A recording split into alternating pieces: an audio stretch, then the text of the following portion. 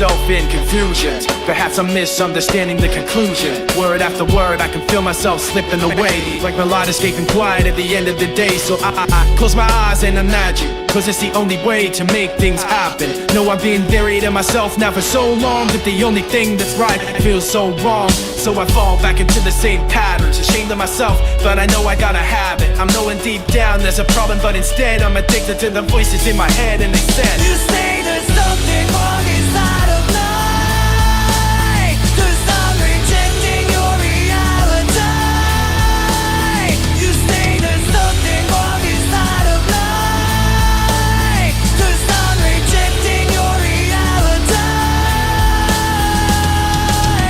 getting harder to relate. I'm running out of patience, so I'm picking up the pace. My head's swelling up with thoughts I'm needing to replace. So I won't ask, though I'm telling you to get out of my space. I fall to the floor, I'm losing my composure. I guess it's a curse, now you're asking me for closure. It's really not hard to see, all this time it seems. No matter how hard I try, I'm no. Wanna know why no one out peeks the hut? So I fall back into the same patterns, ashamed of myself, but I know I gotta have it. I know it deep down there's a problem, but instead I'm addicted to the voices in my head, and they said, You say there's something wrong inside of life, 'cause I'm rejecting your reality. You say there's something wrong inside of life, 'cause I'm rejecting your reality. no, I will not accept apologies. You can take that back with all your memories. It's only made worse cause I predicted this before it all began, and I've become my worst enemy. No, I will not accept apologies. You can take that back with all your memories. It's only made worse cause I predicted this before it all began, and now I wish you'd run away from me. I will not accept apologies. You can take that back with all your memories. It's only made worse cause I predicted this before it all began, and I've become my worst enemy. No, I will not accept apologies. You can take that back with all your memories. It's only made worse cause I predicted this before it all began, and now I wish you'd run away from me. Something wrong inside of life, 'cause I'm rejecting your reality. The following is a presentation of BFA Sports.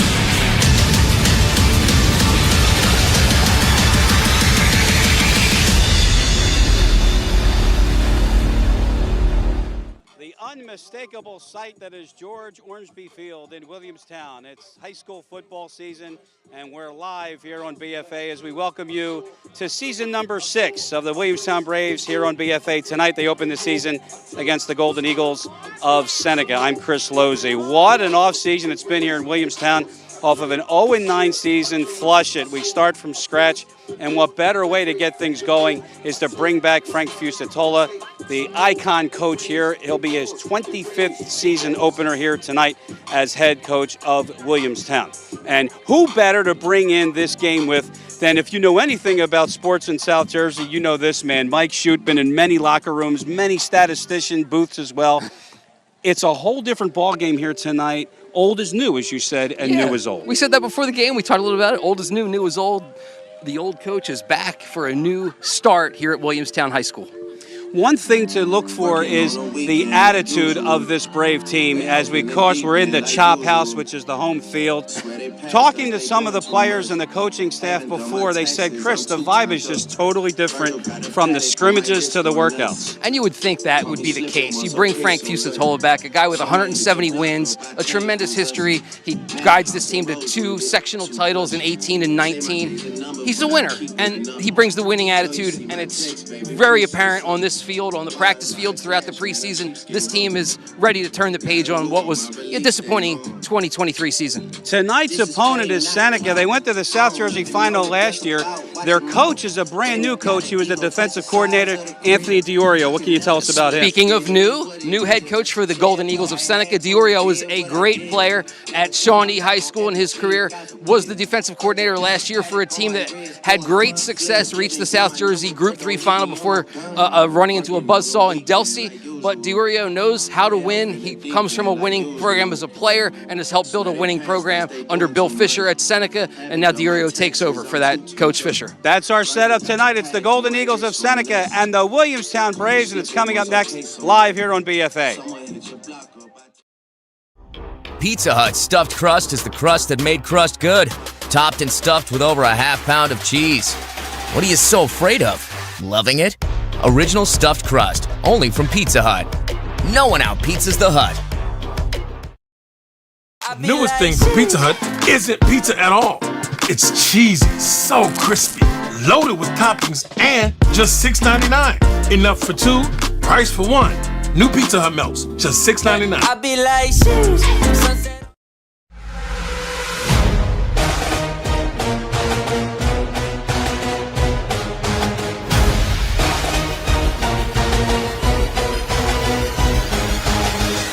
I'm in it to win it. No complaints, I just tighten up my game. Every play they yelling out my name. I'm in it to win it. Trying to stop me like trying to stop a train. No sir, we are not the same. I'm in it to win it. No complaints, I just tighten up my game. Every play they yelling out my name. I'm in it to win it. Trying to stop me like trying to stop a train. No sir, we are not the same. I'm in it to win it.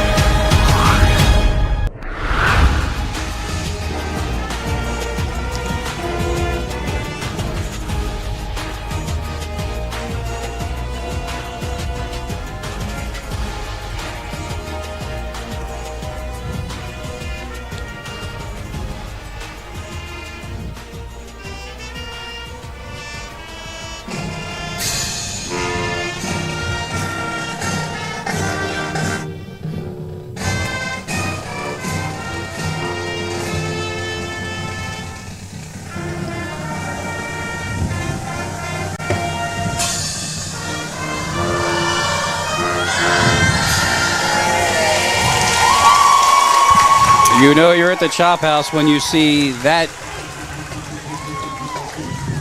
The Braves go to the Chop House crowd for the home of the Brave, and we welcome you to tonight's opener of the 2024 season. Seneca, again, as we talked about in the open mic, they are a year removed from a South Jersey final appearance, and that always is something good. It gives you the kids in the offseason something to look forward to as they get into the next year. A 10-2 campaign for the Golden Eagles last year, Chris. Group 3 sectional final. Buzzsaw Delsey came in there, and that's where they fell. But the third seed, Seneca, got all the way to that sectional final before getting knocked off. So it was a great year for them. Coach Bill Fisher retired after that season, so they have a new head coach in Anthony Durio, who, again, is no stranger to their program. He was the D coordinator the last 2 years for that team, so I'm sure that there's going to be some continuity for Seneca going forward, at least in terms of systems and language and things like that.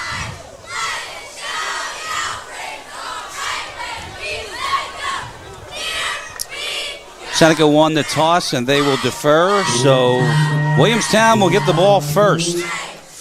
Tyler Hood teeing it up for the Eagles. Weather 70 degrees. It's cool. It's un-Labor Day-like, and the 2024 season starts with a very short kick from Hood. That'll come down at the 20. It's bobbled, and the Braves still don't have it, and I think the Eagles do. Seneca does have it, Chris.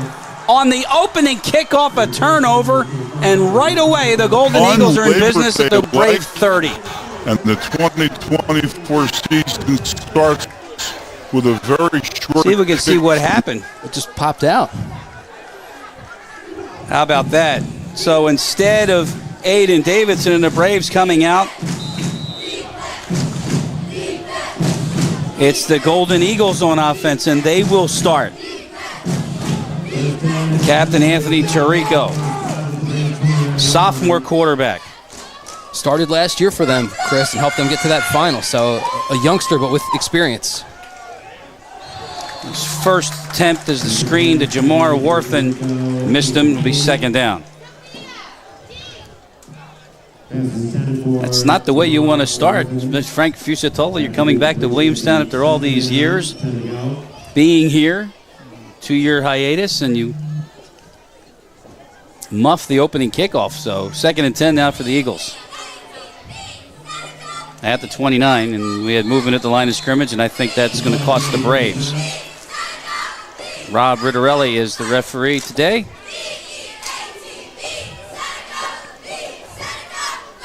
Snap, encroachment on the defense, 5-yard penalty, 2nd down. We got him mic'd up too. So it'll be a 2nd and 4. They'll put the ball inside the 25-yard line. So a little cadence. Try to do it again. I think it worked again. Let's check it. No, this time it's a false start against Seneca, so it'll put it right back to the 2nd and 9. Number 76 on the offense. 2nd down. Pat Degnan whistled for the false start for the Golden Eagles. So we've had a kick, we've had an incomplete pass, and we've had 2 flags. Mike, welcome to high school football in South Jersey. Welcome to week 0 of high school football in South Jersey, right? This is how things start. Hey, and it's a learning process for everybody. Everyone, both sides of the ball, it's their first game. There's nerves, there's jitters, and you're also adjusting to a new season. It counts. Warthen is the slot. That's kicked out to the far side, and that is Brody Phillips. Phillips will be short of a first down by a couple, bring up a 3rd down, and about 4. But a good gain there for Seneca as they kind of are trying to, I think, pull the Williamstown corners up a little bit, maybe trying to set them up for something. It's been a couple of short passes to start things here. Actually, going to put it at the 24, so it's a 3rd down and 5. They need the brave 19 to keep the drive going. Chirico from the gun again. On 3rd down. He's going to keep it left side. Fighting his way. He's close to the marker. It'll depend on the spot. And they're going to rule him short. So a 4th down and a half a yard coming up for Seneca. Looked like the late push there might have gotten him across, but they stopped him. And the no huddle. Brody Phillips is behind Tirico. Tirico keeps, and he has a first down. Wasn't even touched until he got down to about the 18. So a first down for Seneca. They take the muff. And a new set of downs. First 2 minutes of play here in the first quarter. Golden Eagles not in any rush, Chris. They're just trying to move the ball smartly and methodically here on this first possession. Nate Sauerwald is at the top of the screen. Tight end is Colin Smith in motion. Instead, it's Warthen trying to bounce outside. And he gets about 6, and then he gets gang tackled. Leading the charge for the Braves is Kaishim Prunty. He's a good wideout. You'll see him on offense. That's a gain of close to 7, though. 2nd down and short coming up. Warthen, a senior captain for this team, trying to make a big play there. Did get a decent amount of yards for first down. You want to be working 2nd and short here, as Seneca is. Hassan is to the near side. They swing it. It's Warthen. Still on the move. Warthen, and he's in for the touchdown. 12-yard screen. Tirico to Warthen, and Seneca takes advantage of the muff, and they have the early lead tonight. Yeah, points off turnovers, that's always big. Coaches will point to that, and we'll get another look at it here. And the ball snapped on the far side of the field, the hash marks on the far side, and they use the space, right? Warthen comes out. This actually was almost a run. He looks like it was almost a thrown behind the line of scrimmage. Either way, it's worth 6 points for Seneca. Turns the corner and gets in. Using the wide side of the field. More Warthen. Quick strike offense from the Golden Eagles. Doing a 4th down conversion. A high snap, and Hood's kick is good. And early on, it is 7-0 Seneca here on BFA. Hey Braves fans, fuel up for the big game at Dunkin' on the Black Horse Pike in Williamstown. Grab a coffee, a donut, or a breakfast sandwich and cheer on your team. It's game day the Dunkin' way. Newfield National Bank, we're your quarterback leading you to financial victory. Tackle your goals with confidence. Newfield National Bank, your game plan for long-term success. Iron Workers 399 has been representing workers in South Jersey for the past 80 years, fighting for better pay, health care, and making it possible for its members to retire with dignity. If you're working in a fabrication or manufacturing shop or working as an iron worker, contact Local 399 today and learn how working with the protection of a contract can benefit you. and your family. All right, so we have that. As we come back to Williamstown, 7-0 early on. The Golden Eagles take advantage of a muffed kick. And this is Hood's kick again. This is actually going to be returned at the 10-yard line. Up to the 25, Wade goes, and he's going to be put down at the 35-yard line. And our first look at the Brave offense, led by senior Aiden Davidson. He's a good lefty. You mentioned earlier he's a captain too, so a lot of responsibility on the shoulders of the young man as he's going to take over at quarterback. He's going to get the start for at least the first 4 games, right? And then we've got the potential of another starter coming in a little bit later this season for Williamstown, but he gets the opportunity here to try and make the most of it. You're talking about Drew Craig, of course. He was the quarterback here as a sophomore, transferred out to Hamilton, transferred back. And as NJSA rules, he has to sit the first 4 of the season. Here's Davidson with trips to the near side on first down, and it's a screen pass to the near side, and that's Jordan Kennedy. That's a gain of 8. 2nd down and 2. Colin Smith in on the tackle for Seneca. Junior coming up from the linebacker spot there to corral him, but a nice gain on first down on the first play, offensive play for Williamstown today. Interesting look. He went from trips to the right. Now here's trips to the left at the top of the screen.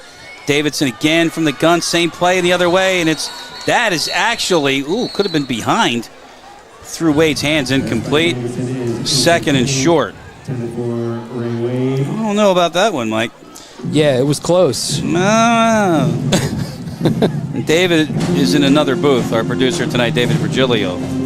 See if we were able to communicate to him, hey, can we look at that again? We're very close to being a lateral. That's we're also on. There we go. We'll get another look at it. All right, he's at the 39. And David, hold on to that, because that clearly looked like a lateral. Coming back. Nope, we're going to do it again. Oh, absolutely. Yeah. That's a lateral. Here's a keeper for Davidson and a first down into Seneca territory to the 47-yard line. 10 yards from Davidson.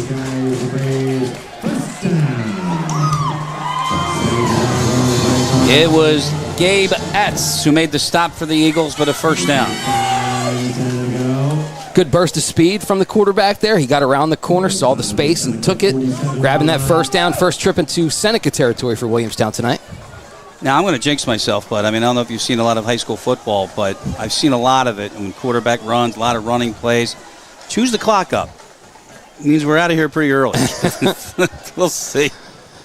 Not supposed to talk about the clock, Chris. You know better. Now we got a whistle before this snap, and I think Williamstown has to call their first timeout. Or we have a flag first. They did not get it off. Keep in mind, this is the first year for Williamstown where they actually have the play clock visible, and it's in either end zone, 25 or 40 seconds. And that delay game will cost the Braves 5. That is the 2nd penalty for the Braves tonight. Not much of a scoring drive off the muff kick, but Golden Eagles, 6 plays, they go into the end zone, they have a 7-0 lead. First down 15, now back at the 48. Davidson over the middle. Wade gets down to the 43.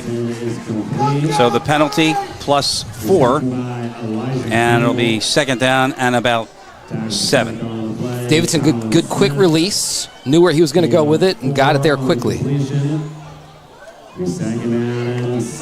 Wade and Kennedy are now at the bottom of the screen here on 2nd down. The Braves are at the Seneca 43. 7:25 to go. First quarter. Motion, no jet, handoff, a miss, and a couple. Trey Alexander, the ball carrier, to the 42. He picked up a yard. Good second burst by him as Degnan, the junior defensive lineman, got in there into the backfield, Chris. Looked like maybe he was going to break that play up and throw him for a loss, but second effort kept the legs churning and then was able to not only get back to the line of scrimmage, but get a little bit more. Now, that was a big miss because that would have been a loss of at least 2. They call it that TFL, right? That's what they call it. it. Loss. 3rd down, officially 4. They need the 38 of Seneca. Davidson. Far side. Is that a catch and a fumble? They're saying it is. And it's scooped up by Phillips, and now the whistles are going to kill it dead. They're going to say incomplete. And that's the right call, Chris, I think. I mean, he didn't have any possession of that thing. We'll take a look at it again.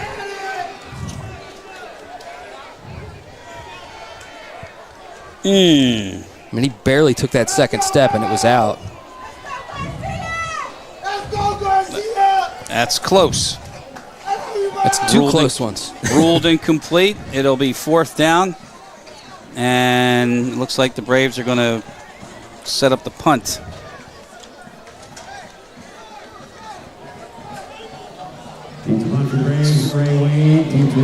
Gabe Atz is back deep.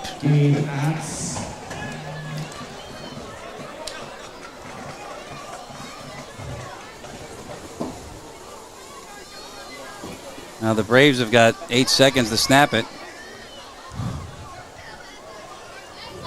3 seconds to snap it. 1 second to snap it. They just got it off.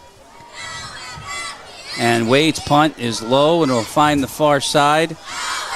And it'll be down at the 17-yard line. 26-yard punt, nothing on the return. Seneca back on offense. 6:17 to go first quarter. The Golden Eagles lead 7-0 here on BFA. Tonight's game is brought to you by, we have new sponsors this year, and we have some same sponsors this year. We'll wait for it to come up. There we go. Dunkin' Donuts. America runs on Dunkin'. By Pizza Hut. Nobody out-pizzas the Hut. And by Newfield National Bank. First down carry for the Eagles. Up to the 26. That's a gain of 8 for Worthen. He's got the touchdown on the screen pass from 12 yards out. And there he picks up 8 on the run. 2nd down and 2.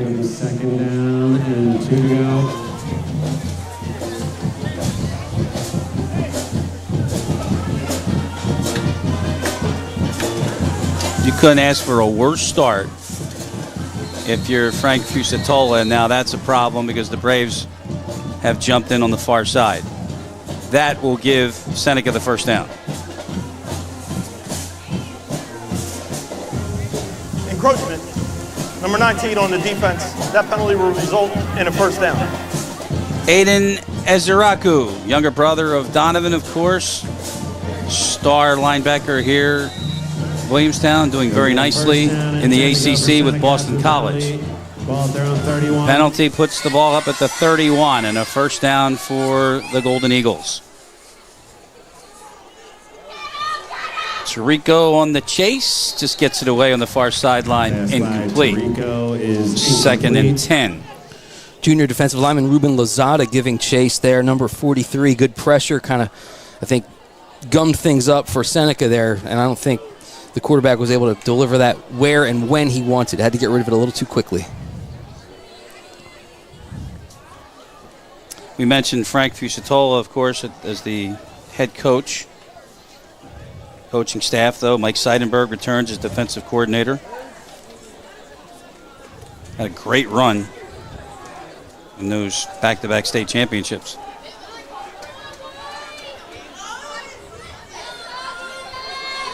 Second down and 10. And a whistle and a delay of game.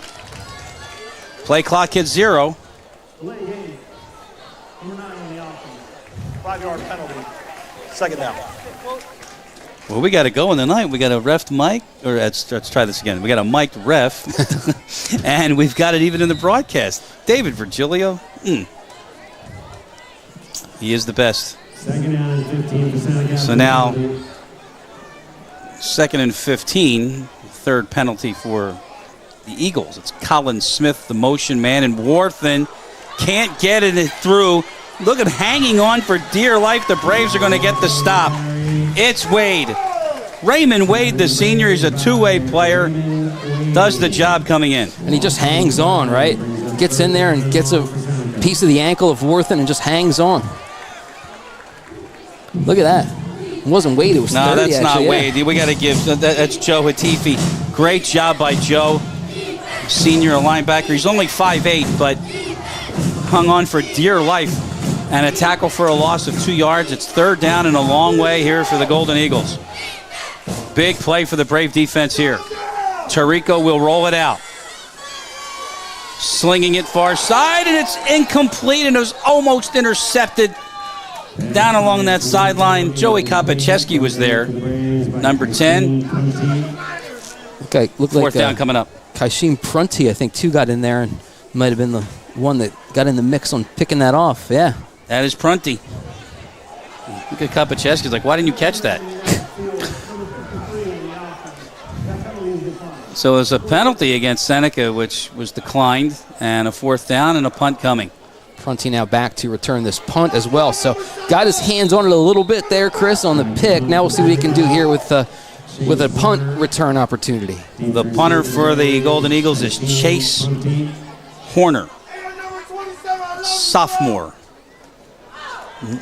And they almost got it. And that'll take the bounce into Brave territory, and Prunty will just let it go. And it'll be down at the 46-yard line.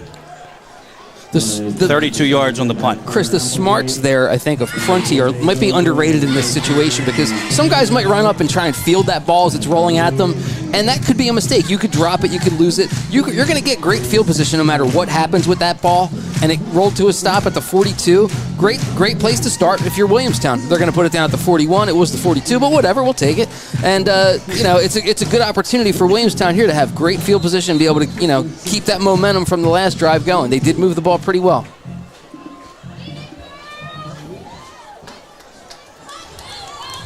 At the 41, as Mike mentioned, very good field position for the Braves. Davidson keeps left side. Aiden Davidson still going. Davidson to the 40, and Davidson finding the sideline inside the 25-yard line. A flag is down, though, back at the 43. So we will check the flag. So take a look at the 43-yard line, and we'll see what we've got. Holding.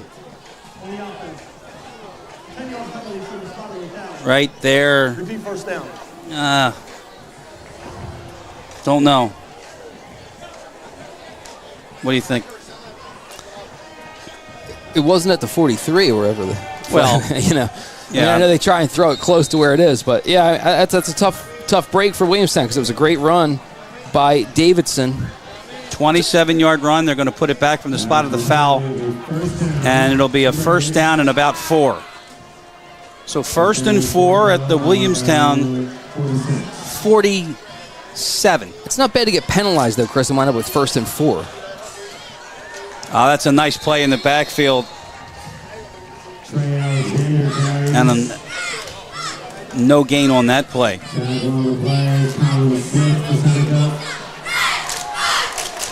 That was Alexander again, the ball carrier. So now it'll be 2nd down and 4. And who got in there? Sawyer Rosenberg, sophomore linebacker, number 27.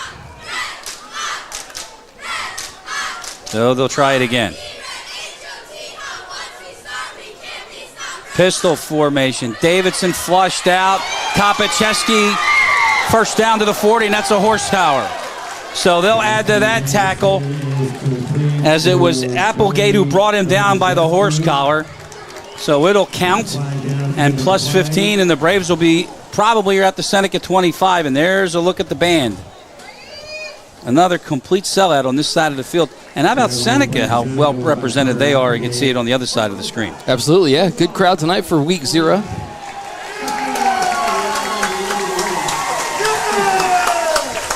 There you get the call with the personal foul on top of the run. So a really big gain for Seneca here. They go from their side of the 50, get across, and now they're halfway home at the 25. Braves with a pistol again. Davidson.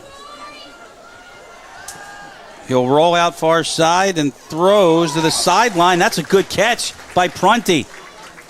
They say that is a catch, and that's good for 8.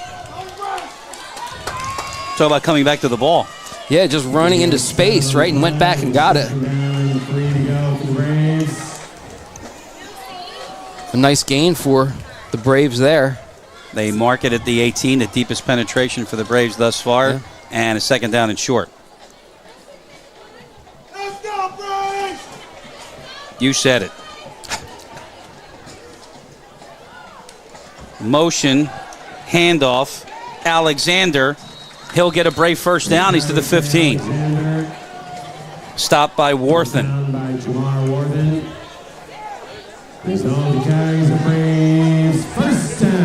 As we tick down to 2 minutes left here in the first, 7-0. Seneca. But the Braves are driving. Chris Lozzi with Mike Shute tonight. And the BFA Sports crew here for opening night. Season number 6 of Braves football here on BFA. And a flag. And a 0 on the play clock. And I think they're going to have to get used to this.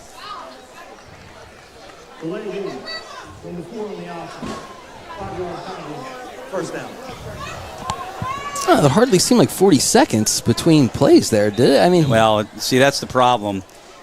Because, the clock starts as soon as the other play is over. Right. And they have to get used to that. See, usually you get a break, and I'm going to say this delicately, when you don't have a displaying play clock, but now you have no choice. Right. Good point. Davidson, handoff. Up the middle again goes Alexander, but he stood up right at the line of scrimmage.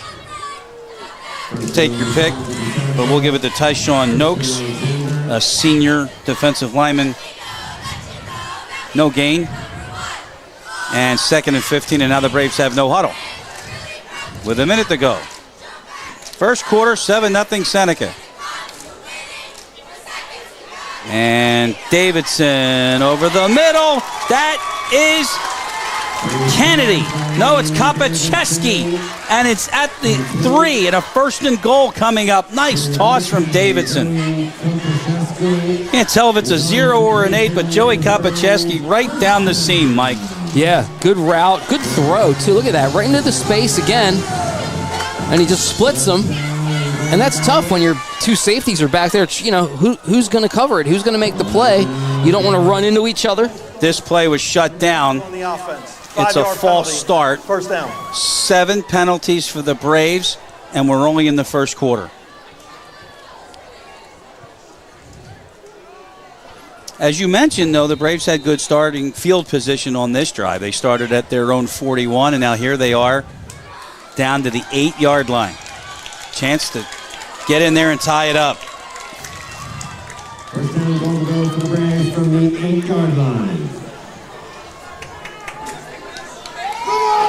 And it's still 1st and goal, so no panic if you're the Braves. Davidson chased out, still running, and gets inside the 10, then rifles it. Is that picked off? Oh, did Worthen come up with it? They're going to talk about it. He did. Yeah. What a play by Jamar Worthen. He's over on this near side of the field. He'll come all the way across and help out here and get in and make this interception. Ridiculous. Wow. Oh, yeah. That's a heck of a play. Defense in the end zone, touchback. Seneca ball, first down on the 20. That is some kind of play by that young man, Chris. That is really, really something. So Jamar Worthen, a 12-yard screen pass for a touchdown. And how about that? He picks Davidson on the roll in the end zone when the Braves are moving in. Mistakes by Williamstown in the first 12 minutes of Frank Fusatola 2.0. And there he is to the right. You got to expect this. And he knows. I mean, he's been around a long time. He knows it won't happen overnight.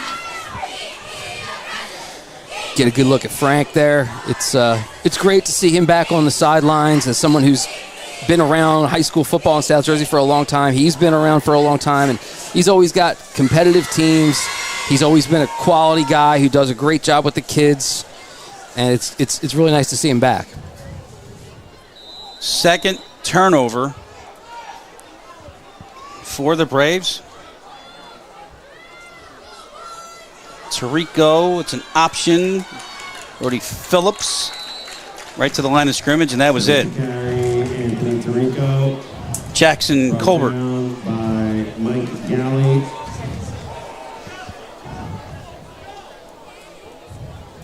We don't have a number 1. What happened? We got to get a number 1. We'll get it by halftime. We don't have a 1 on the Williamstown roster. And that's the end of the first quarter here tonight. 7-0. Mistakes by the Braves, but they're still in it. Second quarter is coming up next here on BFA. Fraternal Order of Police 125. We're proud to support our local youth and their passion of football. Together, we're building a strong community. Fraternal Order of Police 125. Protecting our Williamstown community, supporting our youth. Norton Funeral Home, supporting our local heroes on and off the field. We're proud to sponsor the Braves. Let's be your family's trusted partner, providing support in every play of life. Norton Funeral Home, your community's hometown funeral home. Fulmer Remodeling Company. We're your offensive line, providing a solid foundation for your home. Let us tackle your remodeling project with strength and precision. Fulmer Remodeling Company, your touchdown in home improvement. Call us 856-236-5947. I'm not sure what he's saying to Frank because, that definitely was a pick. Yeah. From our side, that was definitely a pick. Welcome back. Second quarter coming up. You saw Frank Fusatola talk to referee Rob Rittarelli, and then we were just opining that we believe that was definitely an interception by Warthen in the end zone to put us where we are now. It's a 2nd down and 10 at the 20-yard line. Chris Lozzi, Mike Shute, the BFA Sports crew here tonight. Hope you're enjoying this one. Braves broke out the all-black tonight. Got to mention that. Yeah, it's blackout, too. The crowd was told, I think, to wear black as well, from what I saw on the... Well, that's bad news because I can't see the numbers. 2nd down and 10 as we start the second quarter. Anthony Tirico from the gun. Chased out with a pump. Got by 1. He gets actually to the 25. That's a 5-yard run on that play. Finally, he was stopped. Look at it in slow motion by J-Ron Lewis. Yeah, the captain, number 50, with the tackle. Get a good look down there, field level. You see the gain of 5. Nick Penza at his finest.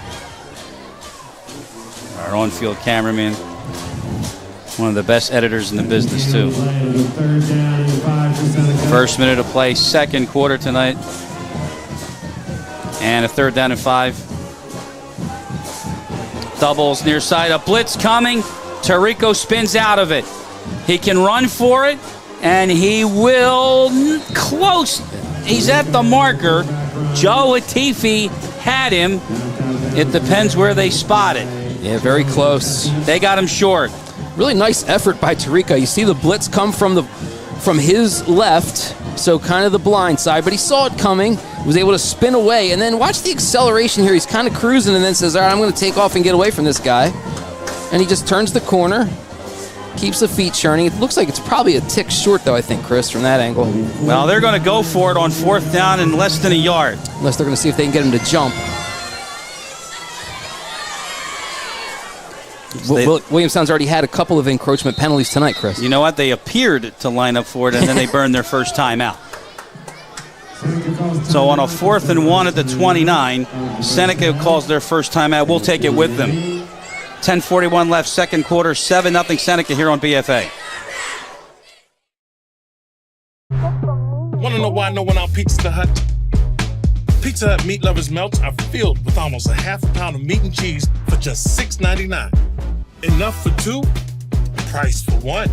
That's why no one out-pizzas the Hut. I do it big. With the Pizza Hut Big Dinner Box, however you want a dinner, we got you covered. Big time. The Big Dinner Box.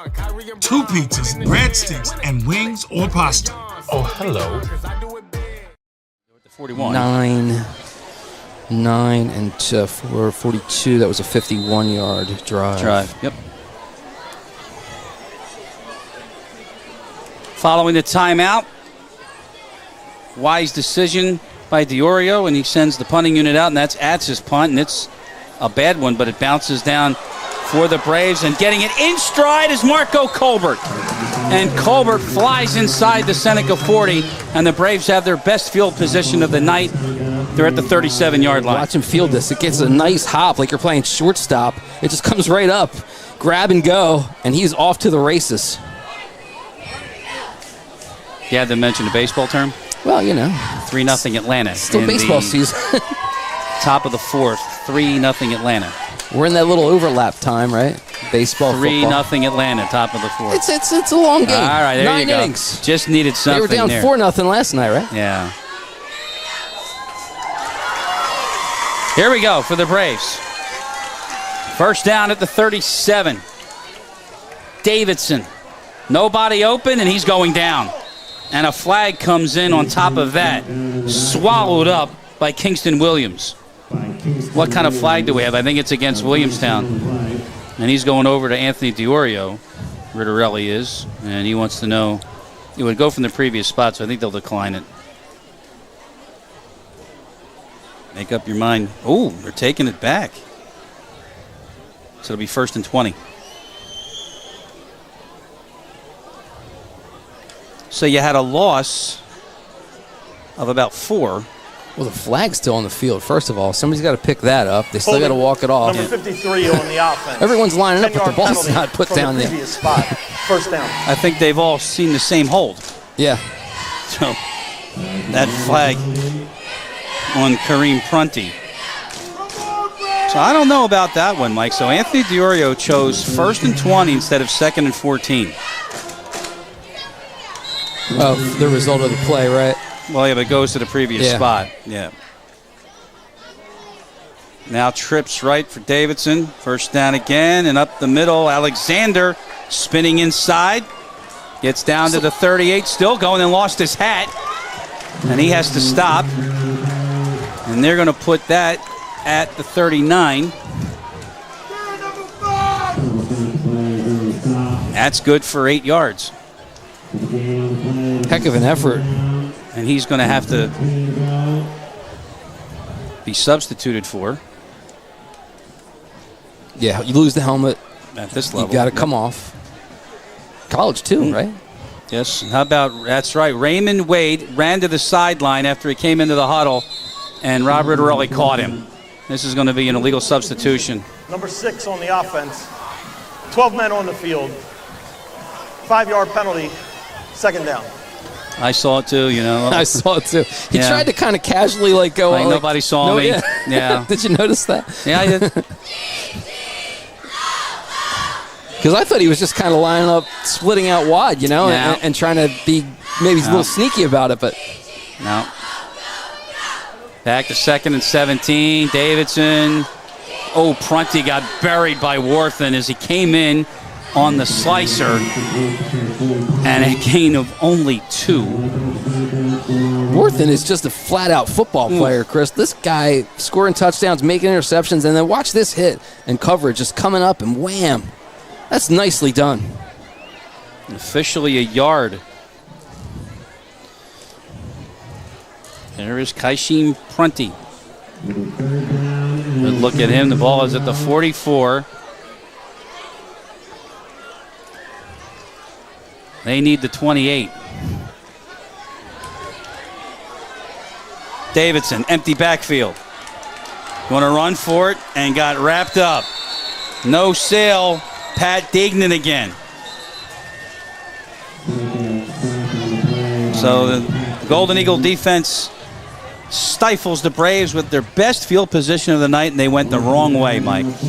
Yeah, and that now that accepting that penalty, I think might have helped them a little bit now, Chris, because now they're back a little bit further, punting now instead of maybe up inside the 40. They're back punter's going to be actually on the other side of midfield, back on his own 40. So my argument is that yeah. it's a 6-yard difference versus a down. Right. And I think if they had a chance to do it again, it might have gone the other way. So there was a rule change. It was a couple of years ago. Explain that in a second. Wade just got the kick away, and it winds up being a great bounce. Look at this. He's going to find the sideline at the 12. 42 yards on that mess of a kick, but it pins the Eagles back at the 13-yard line, nothing on the return. Yeah, took a terrible snap and was able to field it and get rid of it quick because they were bringing the heat. Seneca was right in there, but he just was able to get rid of it. Didn't look pretty. It's not the way they teach it upon it, but he got rid of it quick, and look what happened. Got him down, pinned him down at the 13, so well done by the punter for Williamstown. Tirico back on offense for the Eagles. It was 7-0 lead, a 12-yard touchdown pass to Jamar Worthen, the only score thus far. 7:54 on the second quarter clock. Tirico, screen far side. Guess who? Worthen still going. Good gain out to the 35. 22 yards on that play.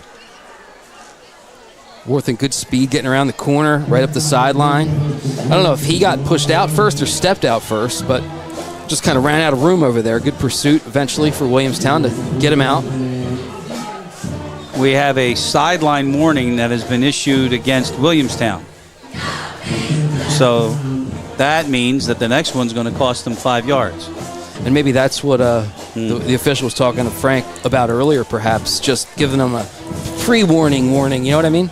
We'll find out.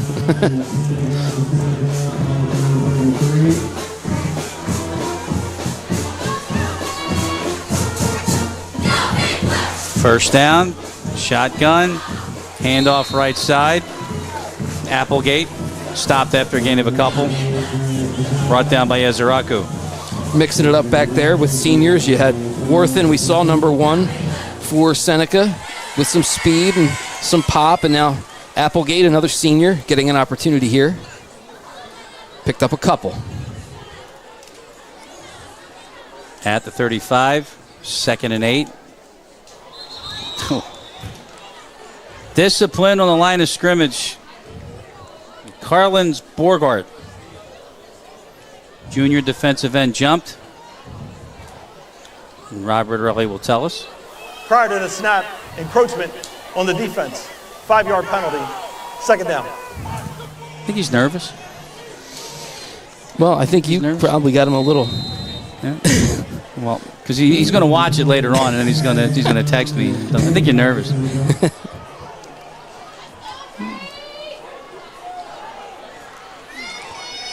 From 2nd down and 8 to 2nd down and 3. And Tirico, he looks right, and that is almost picked off. Threw it into traffic. Kingston Williams was the intended target. Good defense. Elijah Campbell amongst those on the stop. Yeah, so Campbell stepping in there, Chris, and getting in the way of things there. Just trying to not only break up the pass, right, but he's also looking at where the receiver's running to, so he kind of went to that spot, and then the ball kind of found him. 3rd and 3.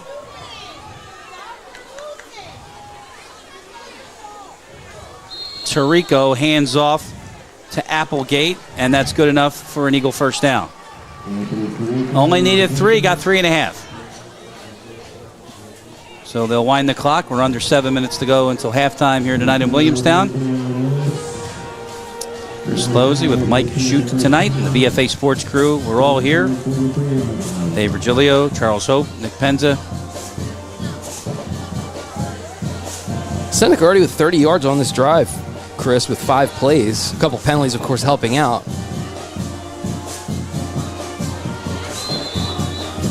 Applegate again to the 49. That's 6 more yards, and the running game is starting to work for Seneca. Yeah, they're getting some good push up front.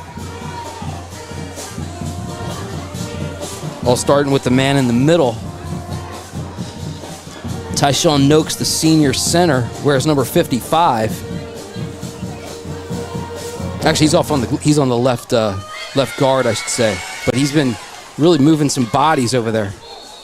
Now we got a false start, I think, this time. Could you be right, Mike? Probably not. You are.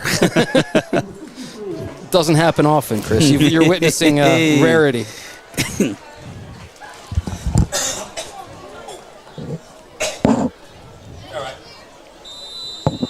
So it was a false start. We'll have we'll remain second down, back to 2nd and 8. So, you got the penalty moves Seneca forward, and then a penalty moves them back. So we're right back where we started from. There you go. Like the new is the old, and the old is the new. Blitz coming off the left side. Got it away. Jake Hassan makes the catch along the far side. And that's going to be a first down.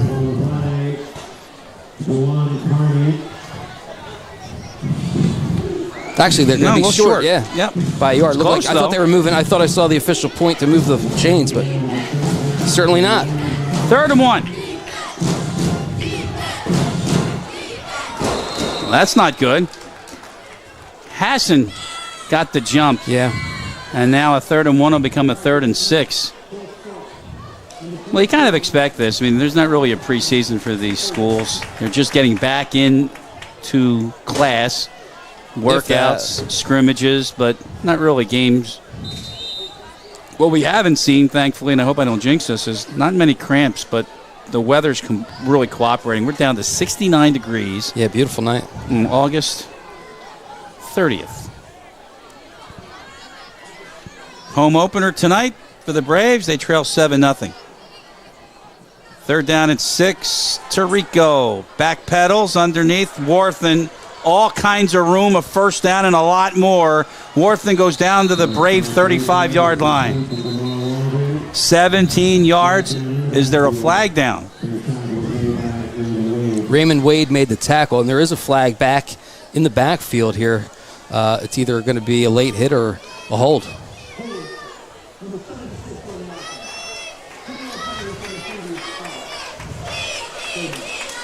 He's 76 on the offense, so a Pat Deignan hold, who's done a really nice job on the defensive side, wipes out an 18-yard gain and puts the ball all the way back to the Seneca 37. So they went from 3rd and 1 to 3rd and 6, and now you're talking about 3rd and about 16 now. That would be right. So on 3rd and 16, now it's one of the rule changes I wanted to mention, Mike, too, that if a foul occurs behind the line of scrimmage, the penalty's enforced in the previous spot. Right, as opposed to to the spot foul, right? Where it occurred. And this one's not going to come off either. Well, it wasn't delay of game. It's a false start, signaled by the line judge along the near side. Prior to the snap, number 24 on the offense. False start. That's it. There you go. Penalty, 3rd down. He's never going to let me hear the end of it. I don't know if you figured this out by now, but I also do that, right? Yeah. Hey, it's now 3rd down and 21.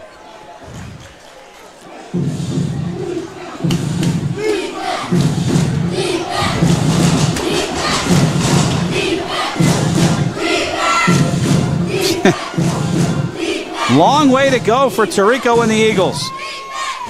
And they do a safe handoff to Warthen.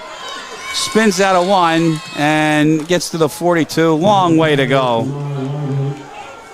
And a 4th and long, and the Braves get the stop. As we tick down to 3:50 and running left here in the first half tonight of the home opener. So a punt from Chase Horner. Prunty is back deep along with Colbert. Marco Colbert's on the near side. Prunty's on the far side. And Horner will get it to Colbert, and here he comes. Marco to the 40. Marco to midfield, and Colbert takes on everybody and is double teamed to the ground by Jose Jet on special teams. Again, the Braves are in plus territory to start the drive with 3:12 to go. Nice return, 22 yards by Colbert to then, as you said, Chris, get it into Seneca territory. Get a peek here. Really good burst of speed from Colbert. I like what I've seen from him tonight in the punt return game. A lot of Colberts. Brody Colbert, Jackson Colbert, and now Marco Colbert, and of course Brian, the patriarch, back on the grill, and I'm thrilled. That hot dog and hamburger was courtesy of Brian Colbert. For some strange reason, he was on the coaching staff last year. Handoff on first down, and Alexander gets through. Inside the 35. First down, Braves, a gain of about 12.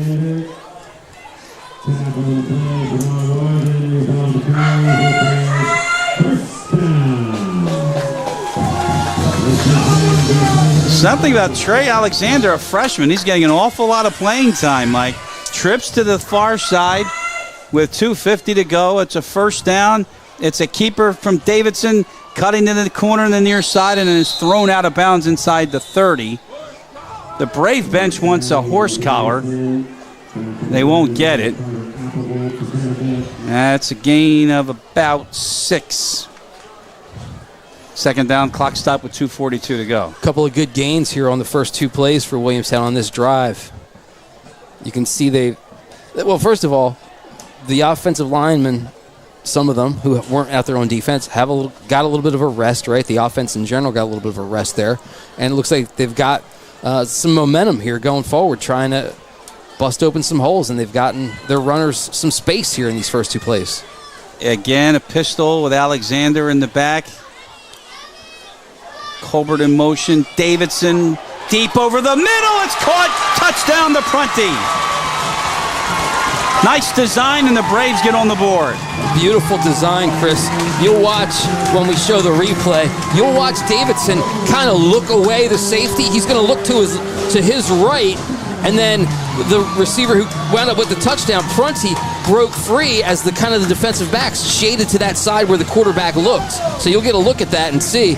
And then it was easy sailing for Prunty. Get a peek. Watch as the quarterback looks to his right, but Prunty's in behind, sneaks back there, gets open. That's really nicely designed. Nice work by the quarterback to look him away. Sometimes you can move the defense without moving the ball. You just move your head, move your eyes. Not much of a scoring drive. 2 plays. But Cole Snyder can tie the game with an extra point. Low snap. We're tied. 2:35 to go. Williamstown 7, Seneca 7 here on BFA.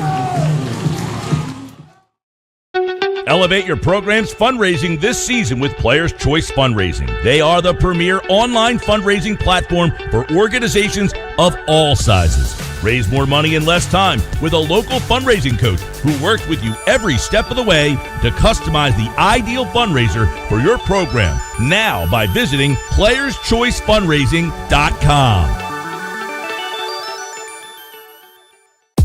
Hey Braves fans, fuel up for the big game at Dunkin' on the Black Horse Pike in Williamstown. Grab a coffee, a donut, or a breakfast sandwich and cheer on your team. It's game day the Dunkin' way.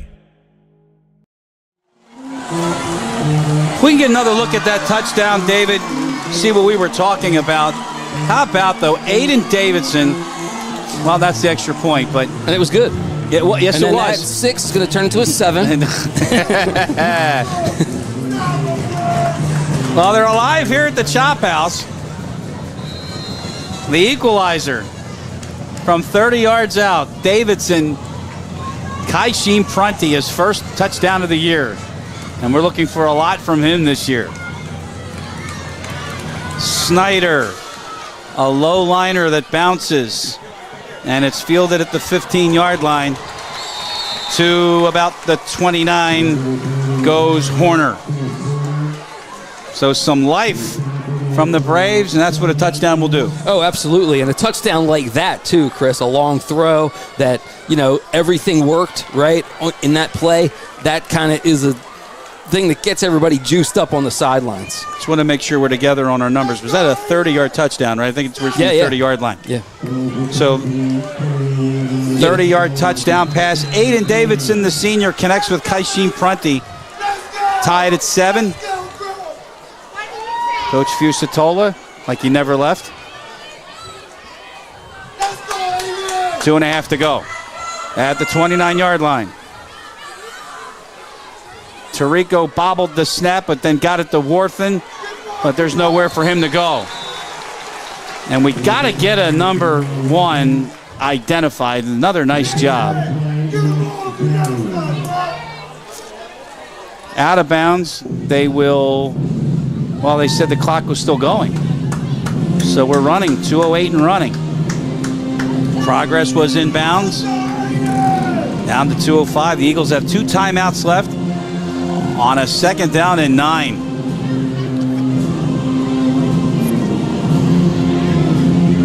Kopacheski near side, looks like he's coming.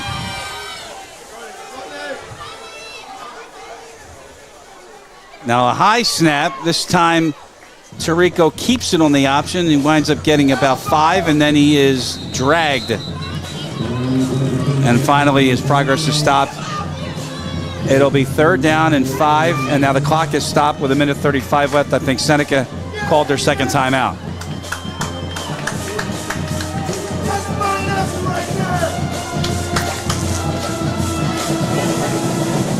So a 3rd and 4, the Seneca timeout comes with 1:35 to go. So what do you do now if you're Frank Fusatola in the defense and Mike Seidenberg? Well, you want to just keep things in front of you, right? There's not a lot of time left in the half. Don't give up the big play. You know, if Seneca picks up a 1st down here, it's really not a big deal. The clock will keep running, and I believe Seneca's only down to 1 timeout remaining then at that point. So, you know, it's not an opportunity where they can get a scoring opportunity. That's basically what I think you want to do here is keep it in front of you. So it's keep everything in front of you. If they get a 1st down, not a big deal, Chris, I think. And, you know, you just want to keep the clock running at this point if you're Williamstown. The mystery's been solved. Mike Galley's wearing number 1 instead of number 36. So nice half for Mike Galley. After the timeout, it's 3rd down, and now we have a whistle.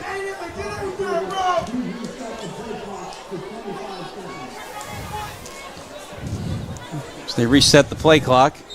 I'm telling you, this is the first time people have seen it, a visible play clock.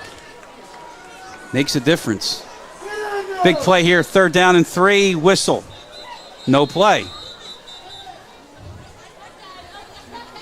Now what do we got? I think maybe they snapped it Don't before delay a the game. referee was ready, or it could have been Oh delay a no, game.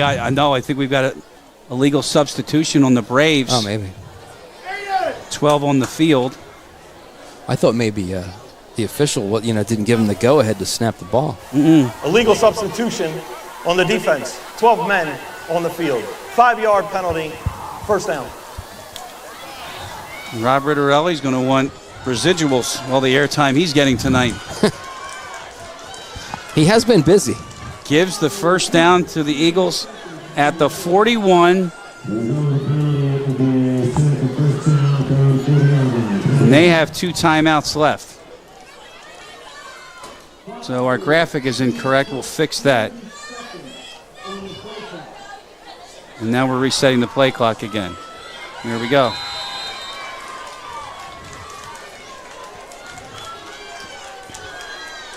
They wind it. 1.5 to go. 1st down. Tirico under pressure, far side. Incomplete. Good coverage along the far side by Juwan Carney.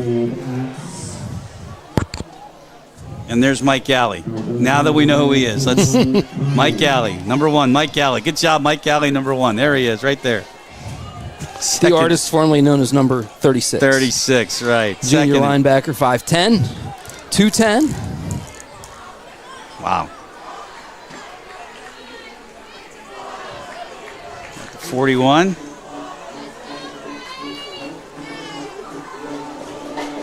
Seven our score. Keep in mind, Seneca will get the ball to start the 2nd half. Here's a play fake and a screen out to the far side. And that's Hassan. And he is at midfield, and he will have a 1st down. They stop the clock with 1:12 to go. Golden Eagles operating with 2 timeouts left. and they are at the midfield stripe in a 7-7 ball game. And you watch when they run this play, Hassan always steps back to the ball. The other two receivers that are split to that side are running forward. So they're bringing everybody with them. It gives Hassan a little bit of space to catch the ball and run. And as usual, it's a Colbert that's in there first. This was Marco. And that dangerous pass over the middle. Incomplete. A little oohs and ahs from the crowd. They thought we had a pick there. After it hit Nate Sauerwald, it went up in the air, and nobody on the field could see it. They all, I guess the helmets, it was above the horizon line, if you will, of the helmet, Chris, and no one saw where the ball was. Horizon line. You like that? I'm thinking about it. Think about it. I'll have to get back to you on that. 2nd and 10. At the Brave 49-yard line. Speaking of the Braves, no, I'll tell you in a second. Again, 2 timeouts left. Tirico, and that never had a chance. I'm not sure if it was deflected or just came out wrong, but incomplete, 3rd down, and Sauerwald was on the far side. I guess he was the intended target.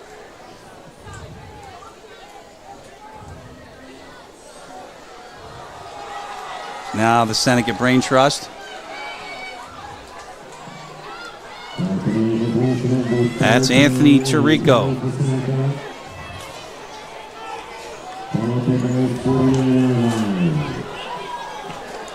Chatting up the offensive coordinator there, Jay Donahue. Also the athletic director. Assistant AD. The 49-yard line. Tirico in trouble, gets out of it. Running far side, and he'll have the first down. He got inside the 40-yard line. The Braves almost got him. Couldn't contain him in the backfield. And a gain of about 10. It's tremendous patience by Tirico. He's waiting for something to happen, right? He feels the pressure, and he's like, all right, I got to go now. I can't wait any longer. And then he breaks it. That was pretty nice. Seneca first down. Clock stopped. 40 seconds left. They have the ball at the 39-yard line. As the graphic says. Tirico this time. Now chased out. Throws incomplete. Worthen. Good coverage by Wade. Clock stopped with 34 seconds left. So still plenty of time if you're Seneca here. 34 seconds, 2 timeouts. Right? They stop the clock if you get a first down to reset the chain. So there's plenty of time to work with if you're Seneca. And if you're Williamstown, you want to keep plays inbounds. Force Seneca to use timeouts. Keep the clock running. The one note there is that when you do get a first down, the clock will stop to move the chains. Correct, yes. But then they'll wind it right once they're on set. they're ready, right. Yep. It still stops a little. Gives you some extra couple seconds. 2nd and 10. Tirico.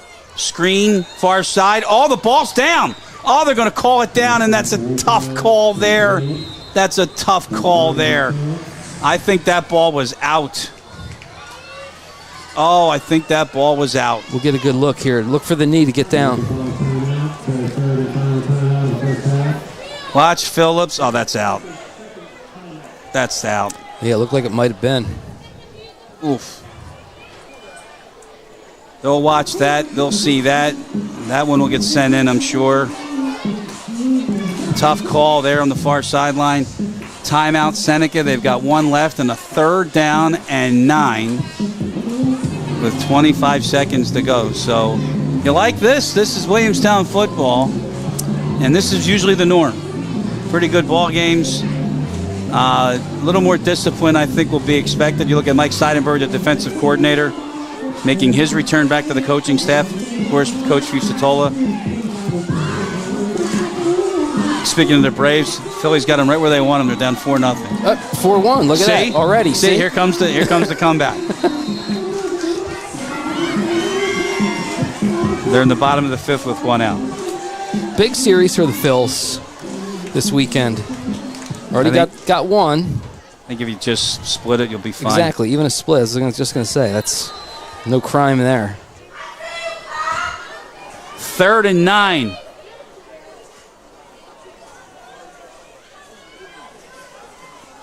Tirico. Screen set up. Phillips still going. Phillips down to the 10. and he's knocked out of bounds. Big gain. Carney with the stop, but a pickup of 28. Seneca really does a nice job setting up their screen passes, Chris. If you watch them, I mean, they have the Tirico, the quarterback, has great patience. He gets back there, waits and waits. Guys get down the field where they need to be to block. The receiver gets to his spot, catches, turns, and goes. They really do a nice job with it.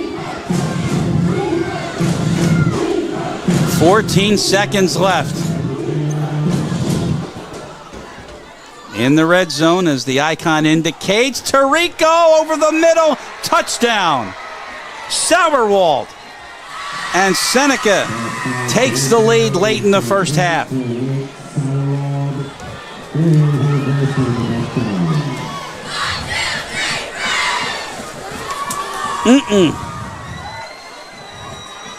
Nicely done by Nate Sauerwald as Seneca grabs the lead late here in the half, answers back.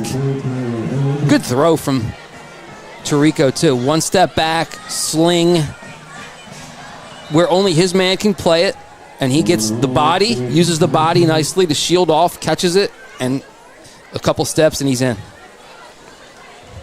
Got position on Prunty. Is able to get into the end zone, and Tirico with his second touchdown pass of the night. One from 12, this one from 10. Extra point by Hood is good. And with 8 seconds left, Seneca has a 14-7 lead here over the Braves. We'll stay right here. It's almost as if, like, well, the wind has been taken out of the stadium, and it's not that way. I will tell you, though, Seneca gets the ball to start the second half. Yeah, but you're right about that, the wind, because things really started to ramp up there after Williamstown got the touchdown, Chris. There was some excitement. You could feel it. There was some electricity, right? And then turn around, and Seneca marches right down methodically, 10-play drive. They go 71 yards, and they get that touchdown. And it just, the drive itself, I think, more than the touchdown, it just kind of, the whole thing just kind of deflated them, Chris. Of course, the touchdown's going to really put the nail in the coffin, but it really did, really did just drive it right down their throats, because it wasn't a lot of time. There was only 2:25 left, roughly, when they got the ball. So they went and did that in a matter of 2 minutes and 17 seconds. Some good conversions, too, on the third down screen play, and a couple of runs when they were back on this side of the field. Yeah. So we go back and forth. Little breeze blowing here tonight. Definitely not August weather. Short kick, bounce at the 20. We got Colbert looking for somewhere to go. And up to the 25-yard line. 4 seconds to go. And I think that Davidson and the Braves will just fall on it and go into the locker room and down by 7. See no reason to do anything else. How about you? No, not at all. Take a knee. Take your 7-point deficit, go into the locker room. Don't try and do anything crazy. So I think if you are Frank Fusatola, you got some bright spots from the first half. One is, I think, Aiden Davidson. Oh, yeah, he's had a great half. Running the ball and throwing the ball.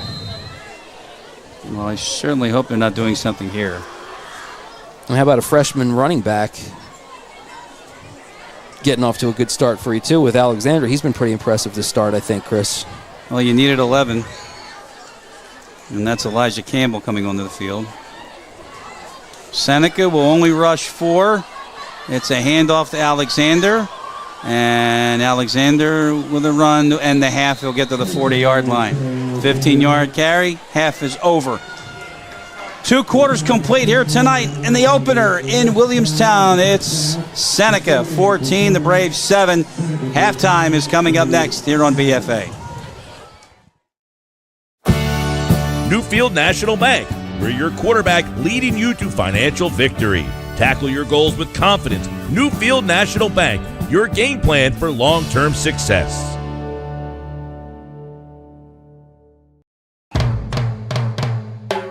Iron Workers 399 has been representing workers in South Jersey for the past 80 years. fighting for better pay, health care, and making it possible for its members to retire with dignity. If you're working in a fabrication or manufacturing shop or working as an iron worker, contact Local 399 today and learn how working with the protection of a contract can benefit you and your family. Fraternal Order of Police 125. We're proud to support our local youth and their passion of football. Together, we're building a strong community. Fraternal Order of Police 125, protecting our Williamstown community, supporting our youth. Norton Funeral Home, supporting our local heroes on and off the field. We're proud to sponsor the Braves. Let's be your family's trusted partner, providing support in every play of life. Norton Funeral Home, your community's hometown funeral home. Fulmer Remodeling Company. We're your offensive line, providing a solid foundation for your home. Let us tackle your remodeling project with strength and precision. Fulmer Remodeling Company, your touchdown in home improvement. Call us 856-236-5947. Pizza Hut stuffed crust is the crust that made crust good. Topped and stuffed with over a half-pound of cheese. What are you so afraid of? Loving it? Original stuffed crust, only from Pizza Hut. No one out-pizzas the Hut. Newest thing from Pizza Hut isn't pizza at all. It's cheesy, so crispy, loaded with toppings, and just $6.99. Enough for two, price for one. New Pizza Hut melts, just $6.99. I be like, sheesh.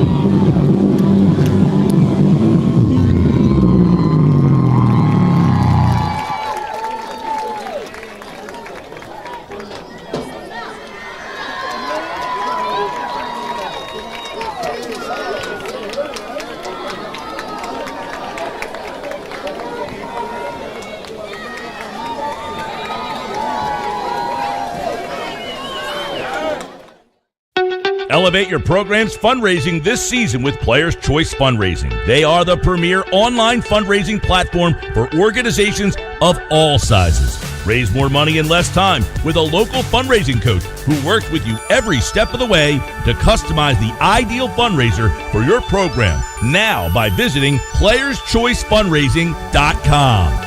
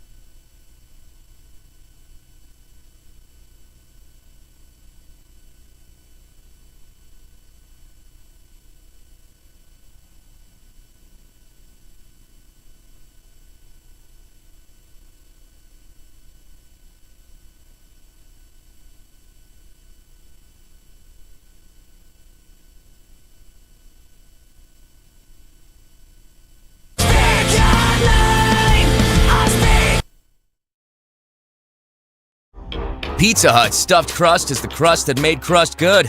Topped and stuffed with over a half pound of cheese. What are you so afraid of? Loving it? Original stuffed crust, only from Pizza Hut. No one out-pizzas the Hut. Newest thing from Pizza Hut isn't pizza at all. It's cheesy, so crispy, loaded with toppings, and just $6.99. Enough for two, price for one. New Pizza Hut melts, just $6.99. I be like, sunset. Hey Braves fans, fuel up for the big game at Dunkin' on the Black Horse Pike in Williamstown. Grab a coffee, a donut, or a breakfast sandwich and cheer on your team. It's game day the Dunkin' way. Newfield National Bank, we're your quarterback leading you to financial victory. Tackle your goals with confidence. Newfield National Bank, your game plan for long-term success.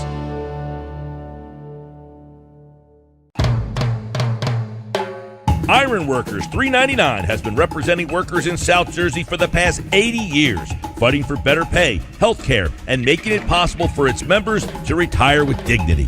If you're working in a fabrication or manufacturing shop or working as an iron worker, contact Local 399 today and learn how working with the protection of a contract can benefit you and your family. Fraternal Order of Police 125. We're proud to support our local youth and their passion of football. Together, we're building a strong community. Fraternal Order of Police 125. Protecting our Williamstown community, supporting our youth. Norton Funeral Home, supporting our local heroes on and off the field. We're proud to sponsor the Braves. Let's be your family's trusted partner, providing support in every play of life. Norton Funeral Home, your community's hometown funeral home. Fulmer Remodeling Company. We're your offensive line, providing a solid foundation for your home. Let us tackle your remodeling project with strength and precision. Fulmer Remodeling Company, your touchdown in home improvement. Call us 856-236-5947. Welcome back. Getting ready to start the second half here tonight in our season opener of Williamstown Braves football on BFA. It's the Eagles of Seneca 14, the Braves 7. As we bring you back into our broadcast booth here in Williamstown, Chris Lozzi, Mike Shute. There we are. Hello, Mike. Hey, how are you? Oh, just great. Good to see you. This is, so we have had 6 years total on BFA with Williamstown football, but I did 4 before that. And you heard about Coffee Jones and all that. Yes, so yes. The first game we ever did together was, let's fix this a little bit. Who touched this? There we go. See, that better? All right. And we had, sure. It was 104 degrees this weekend, actually, this type of weekend, Labor Day weekend, in Millville. We're talking about a 30-degree difference here, and this is just wonderful. There are no crampings. There's no stoppage to play because of the heat. Let's talk about this first half. Now we get rid of the weather forecast. Williamstown, you can't have a worse start than what the Braves had. They had a muff on the opening kickoff. Eagles went down. All they needed to go was, 32 yards. Not even. I think it was 26, right? It was they a started 12-yard at 26. and a 12-yard touchdown pass at that point to Jamar Warfin. That made the score 7-0. Give the Braves credit, though. I mean, a lot of mistakes, penalties, couple of drops, but they were in the game and they wound up tying the game. That's the thing, right? That mistake at the beginning, Chris, they could have kind of just fallen apart right there, right? They gave up the score, but then they kind of stiffened. The defense played really well, kept them in it. Eventually, the offense came around and caught up and was able to get that late score and tie things up before then Seneca gets one late. Speaking of Seneca getting one late, on that drive, there was a play along the far sideline that was a first down play, and it was a catch by, I think it was by Warfin. That was a fumble. That was not ruled correctly. It was ruled down. I know it's high school football. That's a big miss by the crew, and that's something that a Frank Fusatola team, maybe when he's in his prime, they can overcome that. That's bad. Right. That's tough because you get that turnover, you got a chance to take the lead going in. Now you're defending because you're kicking to start the second half.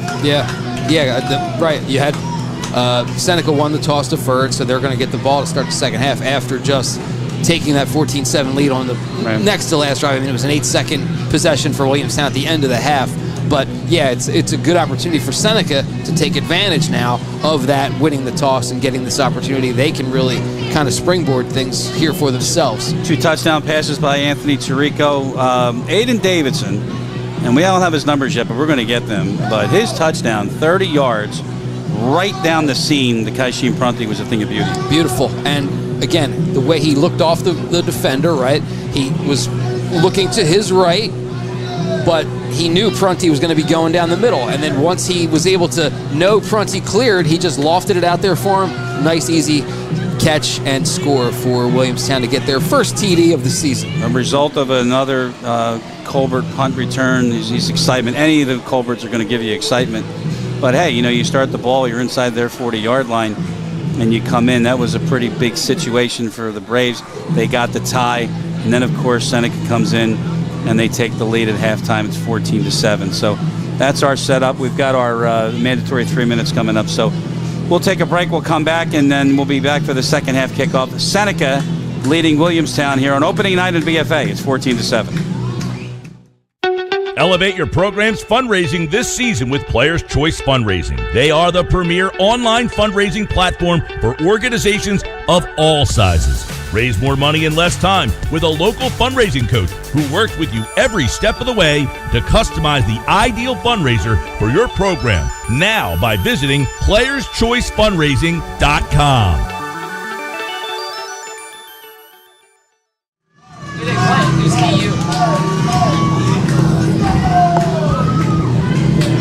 How about that? We wanted to make sure that we got a shot at that. That is right by the gate as the players come in. And it's been one renewed love affair here with Frank Fusatol. He's back. Of course, the field house is named after him. He was in the weight room. I talked to him all throughout the summer. He was in the weight room 5 days a week with his kids. And you were clearly in there too, I could see. Yeah. And by way of an establishment. Yeah. So, anyway.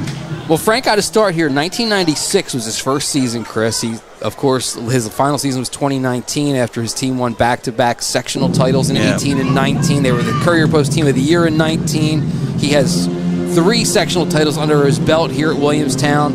Also won a state title, sectional title at St. Augustine, too, before he came to Williamstown in 1995. So clearly, he's got the winning mentality, and he's trying to just bring that back after what's been a little bit of a struggle for Williamstown the last few years, 14 and 25 over the last 4 seasons. So it's going to take a little time. It doesn't just happen with a snap of a finger, right? It's got to be some stuff getting instilled, some things have to change, and the players have to buy in. He is one of the head coaches that is responsible for the special teams exclusively. He says that's his baby. So he's setting up his kick return right now, and that, or kick defense. That is Cole Snyder. And at the 1 yard line, coming out is Worthen. Absorbs a hit and is at the 26 yard line. So back on offense, Anthony Tirico. Good numbers in the first half, but the aforementioned 2 touchdown passes. And when he had to, he was showing mobility and got out of the pocket and extended some drives. Yeah, he's got patience. He waits for things to happen. He doesn't just panic, right? Put the ball down and take off. He's patient. He lets things develop. And then when things, if they break down, he's got the speed and the ability to find space. From the 26 yard line, Worthen now is not sure where he wants to go. I think he'll stay in the backfield with Applegate. Now they'll send Worthen in motion, and they're going to pitch it out to him to the far side. And a nice play defensively. And there he is, Colbert. Marco coming up from the secondary, and a gain of only a half a yard. And it's interesting, you know, you've been calling some names tonight, Chris, and I look down at the roster and you see sophomore, freshman, right? So for Williamstown, there's young guys out there making plays, and they're going to get better as the season goes on, as a game goes on, right? So there's a lot to be positive about for Williamstown. It's only one half of football. They're only down 7, but they certainly, there's things you're seeing, right, that are getting better with each passing moment of this game. Ball's on the ground. Tirico's able to pick it up and gets about 3 yards, so he turned what was nothing and a possible disaster into a short gain to bring up a 3rd down and about 5. Yeah, it was nearly a mess. Just squirted out. I don't know if the running back didn't take it or Tirico didn't or just dropped it. It was kind of weird. It's one of those Indian giver things. I'm not going to give it to you. I'm keeping it.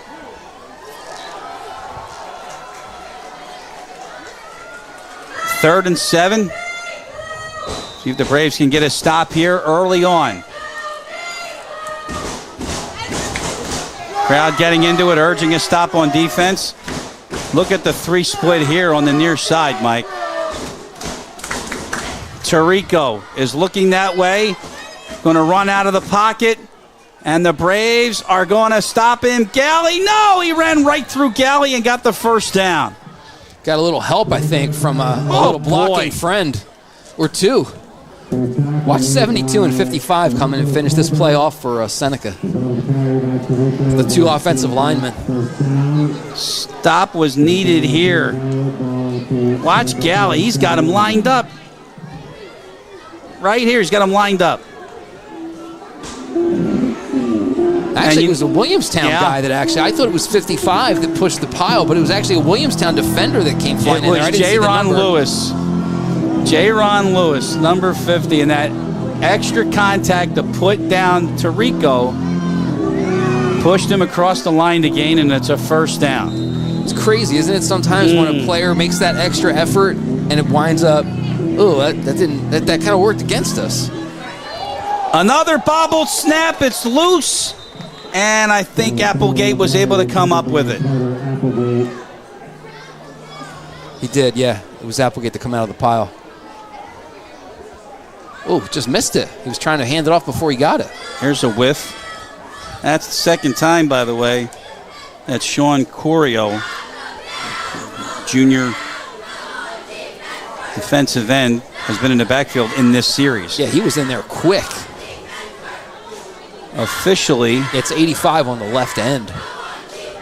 The loss of about 4 bring up a 2nd down and 14.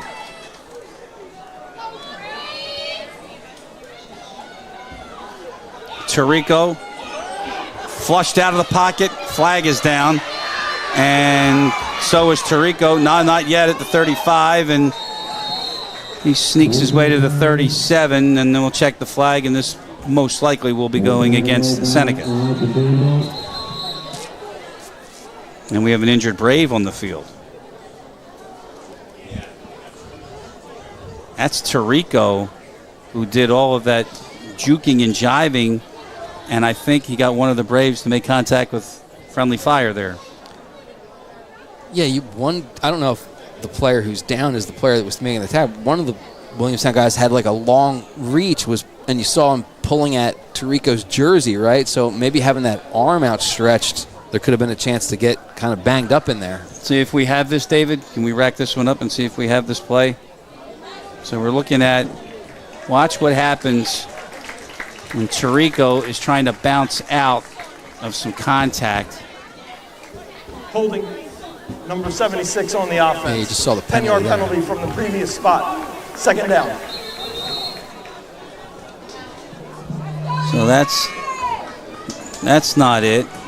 No. See, yep. See, friendly fire. Yeah. Yep. And I think it was Prunty that was down, and he was hit by Elijah Campbell. But in the meantime, it's a holding penalty, and the new spot will be the 29-yard line, with the hold called on Degnan. So as well as he's doing on the defensive line, not so much on the offense. That's the 3rd holding call against Big Joe. Yeah, he kind of just grabbed the guy and threw him down. It was almost as if he couldn't help himself. Tirico too far over the middle. Floated out of the reach of everyone. That was up there for a chance for Williamstown to make a play, but it just floated out of everyone's reach. We'll talk about a chance to make a play here. You've got 3rd down and 18. Mike Seidenberg is very judicious and very careful when he likes to dial up something. This might be a case to dial up something. Third and a long way. The marker is the 47-yard line. Tirico gets it out to Worthen. And Worthen breaks one tackle, going to bring it back. Another, but he's now dropped at the 42, which is kind of close enough to see if they want to go for it on a 4th and 5. That's a 13-yard run. That's a nice little play there again, the screen, right? I think that's been Seneca's strength tonight on offense, is running that little screen. Wortham just kind of fakes forward and then steps back, and the other two receivers take off, and they get some blocks downfield. He's able to make some room for himself.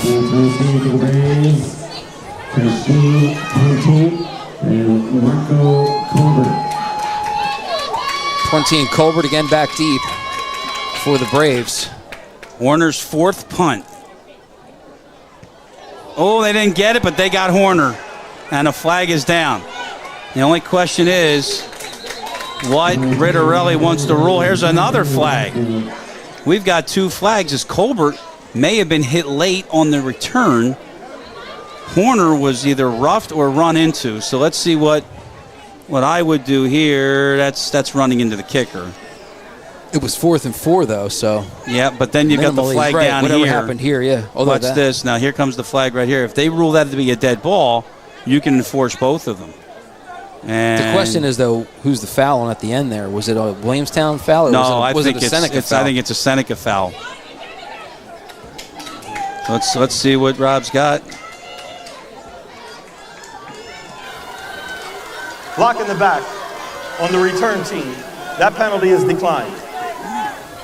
Personal foul, roughing the kicker on the defense. That penalty is accepted. 15 yards from the previous spot, automatic first down.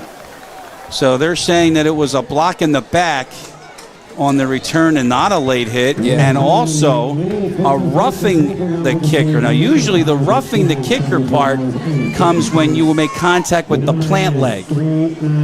Running into the kicker is what I thought I saw. But I think because the contact was up high, I think Ritterelli erred on the side of caution. But in either case, a big mistake for the Braves. They bail out Seneca again from a 3rd and 18. And look where the ball is, and the Eagles have it at the 42. Huge play there.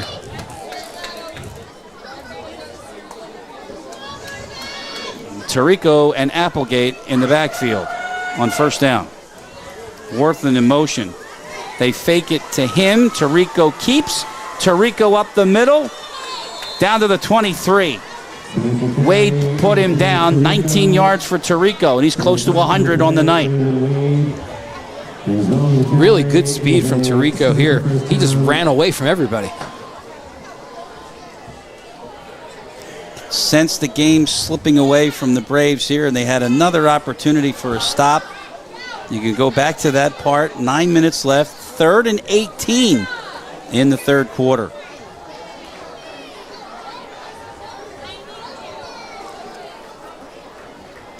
At the Brave 24 on a play fake. Tirico chased out. Got it away. Incomplete. Down there was Hassan. Intended target. Good defense by the Braves. Aiden Ezeraku. Another freshman. He was in pursuit there. Forced Tirico to throw that a little bit sooner than he wanted to. Now remember, we talked about Ezeraku. It's in his blood, right? Oh, yeah. Still freshman, right? Oh, yeah, Coming yeah. Up, you know. Yeah. 2nd down, 10 at the 24. Stop needed here. What do you think of those play cards? You like those play cards? I don't think they mean a dang thing half they the do. time. No, they it's like, do. what is all that nonsense they do. got? One's a personnel. They do. Handoff Applegate. Tripped up after 3. So a 3rd down and long coming up for Seneca with 6:35 to go. You talked about cramping up earlier, Chris, but I think we finally got one here. Yeah. The guy who made the play. Looks like we did. Can't see who it is. Well, tonight's game on BFA is brought to you by... Don't you like this too, Mike? I say it here, it comes out there. Look at that. Ironworkers Local 399 in Hamilton, New Jersey. Call them at 856-456-9323. Fraternal Order of Police, Monroe Township Lodge. That's number 125. The voice of our nation's law enforcement officers. Monroe Township Lodge, FOP. And by the Norton Funeral Home, 1232 South Black Horse Pike in Williamstown. Chris Lozzi, Mike Shute, BFA Sports crew here. Mike, you having fun? Great game so far. Little, you know, it's a season opener. Would disagree, it's a season opener, but it's, you know, it's definitely got that season opener feeling to it. I mean, there's been some sloppiness, a lot of penalties. Can you see who it is with I cannot. I've been trying for the last couple of minutes, and I can't tell. Well, he's still down, so we'll take a break and we'll come back. Want to know why no one out Pizza Hut? Pizza Hut meat lovers' melts are filled with almost a half pound of meat and cheese for just $6.99. Enough for two, price for one. That's why no one out-pizzas the Hut. I do it big. With the Pizza Hut Big Dinner Box, however you want a dinner, we got you covered. Big time. I do it big. The Big Dinner Box. 2 pizzas, breadsticks, and wings or pasta. Oh, hello.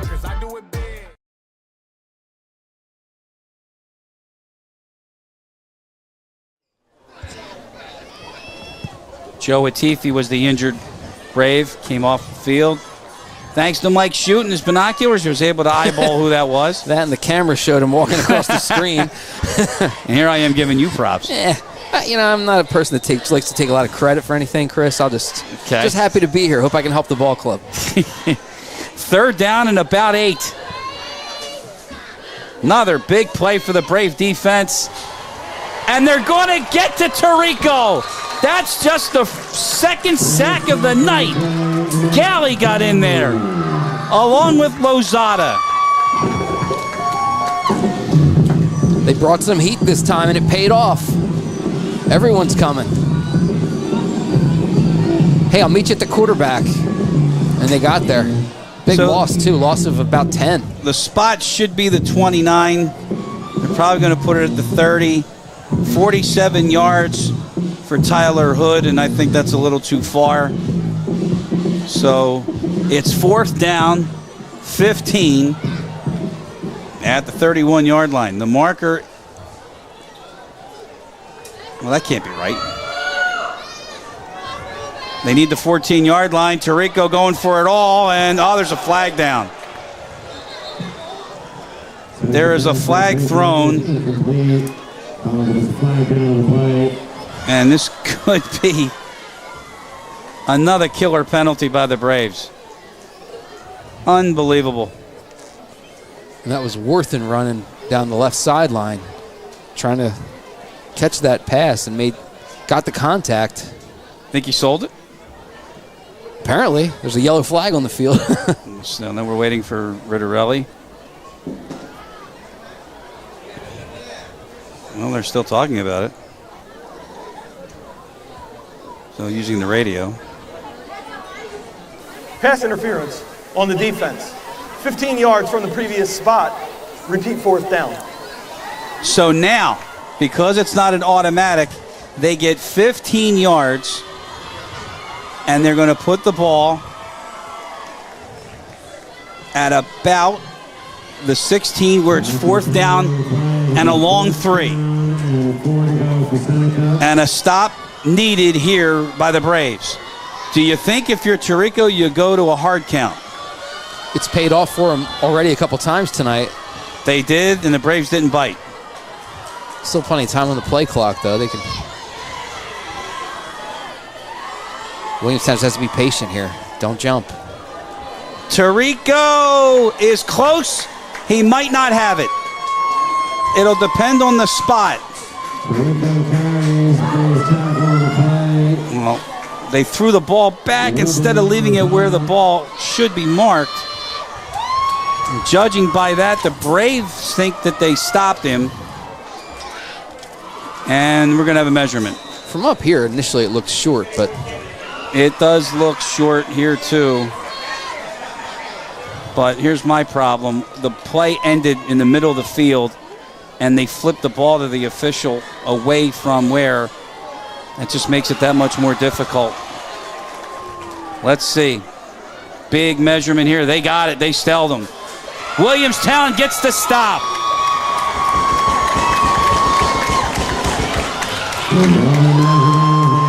And they avoid disaster on the pass interference penalty. And I don't know if you at home realize, and I forgot to get into it, pass interference is not an automatic first down in high school football. And the 15 yards were not enough for the first down, so that's why we repeated fourth down. And a big stop for the Braves on defense. Do we have that run again, Dave? that was a time-consuming drive for Seneca, too. And we'll stay with the play live, but see who made the play? Lozzi. Great job. Back to live. First down. Davidson. Handoff. And the pile gets pushed forward after a gain of close to 8 yards for Alexander. The freshman, Alexander, over 30 yards tonight. Got an injured player down for Seneca is Colin Smith, the junior linebacker there, number 87. We'll check on his condition when we come back. 5:02 to go in the third. Newfield National Bank, we're your quarterback leading you to financial victory. Tackle your goals with confidence. Newfield National Bank, your game plan for long-term success. Hey Braves fans, fuel up for the big game at Dunkin' on the Black Horse Pike in Williamstown. Grab a coffee, a donut, or a breakfast sandwich and cheer on your team. It's game day the Dunkin' way. Ironworkers 399 has been representing workers in South Jersey for the past 80 years, fighting for better pay, health care, and making it possible for its members to retire with dignity. If you're working in a fabrication or manufacturing shop or working as an iron worker, contact Local 399 today and learn how working with the protection of a contract can benefit you and your family. 5:02 to go in the third, and some tragic news out of the sports world today. We can go to the GoPro, Dave. That is Johnny Gaudreau, Gloucester Catholic, South Jersey, NHLer. He and his brother Matthew were killed by a drunk driver last night in Salem. Yeah, riding their bikes, and today was their sister's wedding. Well, it's supposed to be. Our hearts are breaking for the Gaudreau family here tonight. Handoff, first down, Braves up to the 30. It's Alexander again. I had the chance. I mean, not to stay with it, but I had the chance, Chris, to cover Johnny Gaudreau and his brother a lot. I covered them when they played in the Frozen Four in Philly for Boston College. I mean, I'm not going to say I'm their best friend or knew those guys great, but I had the chance to be around them a little bit, and the family, the parents, just such great people. And it's just crushing. I feel awful for them, and I send my personal best wishes and condolences to them and their entire family. Hug your kids tighter. There's the little pitch pass off the jet, and Wade is lucky to get a yard to the 31-yard line. And we have another Brave that's down and cannot get up. Gabriel Goldsmith, junior offensive lineman, is down for the Braves. Well, apparently it's either the turf monster or the cramps are rearing their ugly head. Yeah, I don't think this was a cramp. This looked like he kind of got something cranked up in there. The way he got up was he had like a twist to him, so unfortunately. So anyway, back to Gaudreau. There's a lot of excitement here that he was going to sign here, and he wanted to sign here. and was surprised he didn't sign here. I don't know what sources you have, but I have a few. Right. Great kid. Heard nothing but good things about him. Really. Awesome. Such a great guy. Brother Matt, good hockey player also. Mm-hmm. He also was tragically killed. And you know what's really disturbing about this is that the driver of this vehicle tried to pass a vehicle on the shoulder, and of course that's where they were riding. Right, where they should be. Yep. Not doing anything wrong. Horrible. You know, I mean, it's horrible. It's terrible. Just horrible. Yeah. Goldsmith limping off the field. Of course, their dad had been the head coach of ice hockey at Gloucester Catholic for a number of years. Yep. Coached those guys, taught them to skate over at Hollydale Ice Arena. I mean, it's just, the whole thing. I saw that this morning when I got up on my phone. I just sat there and couldn't believe it, just in complete shock. 2nd and 9 after the gain of a yard. That's set up.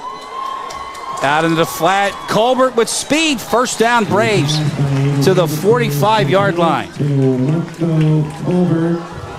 Pick up of 14. Marco Colbert gives the Braves a little spark here. Nice job getting around the corner, making the catch, finding the space. He got a little block, too, that sprung him a little bit, and I thought maybe they were going to throw a flag. I thought maybe it was going to be a block in the back, but they said it was all right, and Colbert picks up the first down. We talked about, ebbs and flows, and one call can change a game. That 4th down stop could be huge here.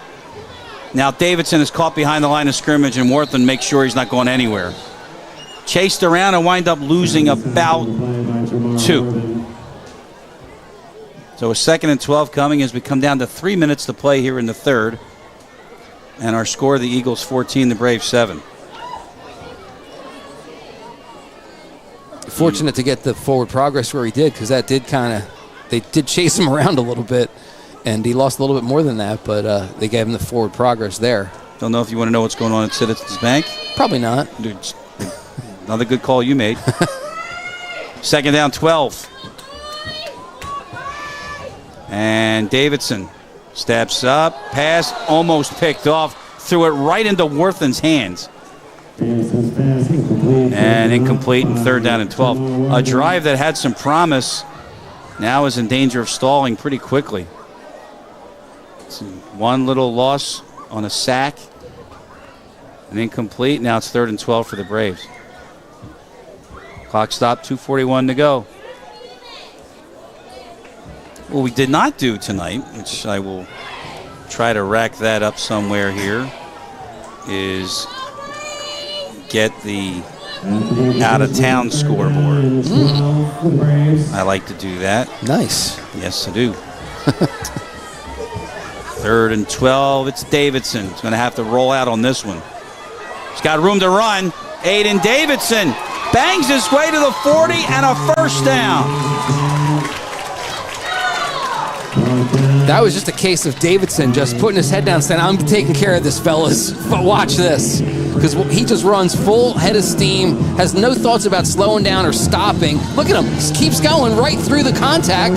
Bam, he gets down to the 40. I don't know where they spotted him. Yeah, they did put him down at the 40. So great work by him. And, hey, get the instruments ready. 22 yards on the Davidson run. Now he's over 60 for the night. And a first down for the Braves with the clock running with 2 minutes to go here in the 3rd. Mark that one down, Mike. That's a big play, along with the 4th down stop here in the 3rd. Colbert is in motion. Davidson fakes. Davidson over the middle. Incomplete. Dropped down there at the 15-yard line. And that was Prunty. They tried to hook up again like they did on the touchdown, but this one was a little underthrown, Mike. Jake Haston, the senior, in coverage there. I don't know if he got a hand in there or created a little bit of a distraction for Prunty, made it a little bit more difficult. He was seemingly out in front, couldn't quite hang on. 2nd down. It's like somebody unplugged the band. Right in mid-song. Handoff. Alexander left side. Alexander to the 20 goes the freshman. 20 yards, first down. Worthen might have saved a touchdown there with that tackle. He came flying across. to make the stop. But watch the burst from Trey Alexander. He takes a good look and sees the space, so he just goes right to it. Gets out, and then Worthen from behind prevents the score. Sorry, he wasn't touched for 15 yards. Alexander again, a cutback. Trey Alexander into the end zone. Touchdown, Braves.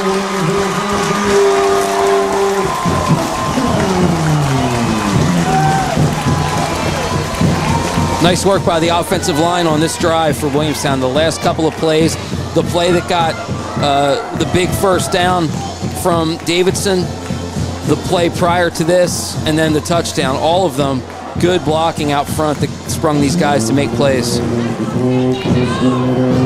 You know, you look back on certain parts of games and certain parts of seasons, you know, you give up a big pass interference, a 4th down and 2, you stop them, you come back the other way, you get some, like you said, some good blocking on the line, you get into the end zone, and Snyder ties it at 14. The freshman, Trey Alexander, on the delay, and we're even.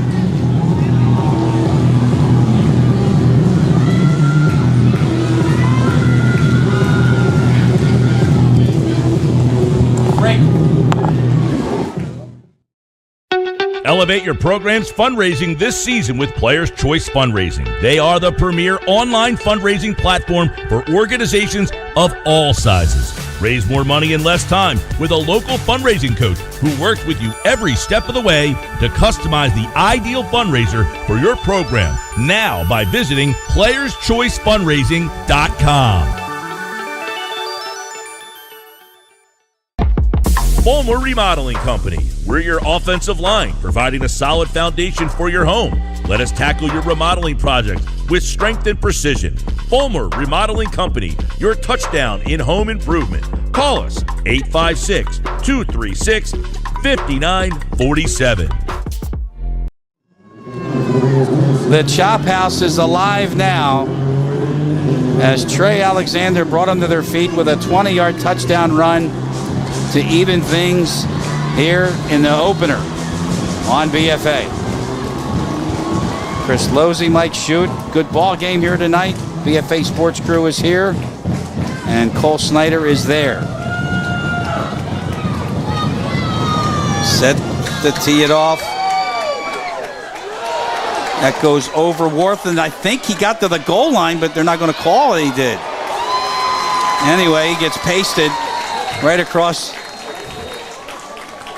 the 15-yard line, but that was awful close to the goal line. I have to talk to Rob about that. Yeah, he tracked it down back there after it deflected off his hand.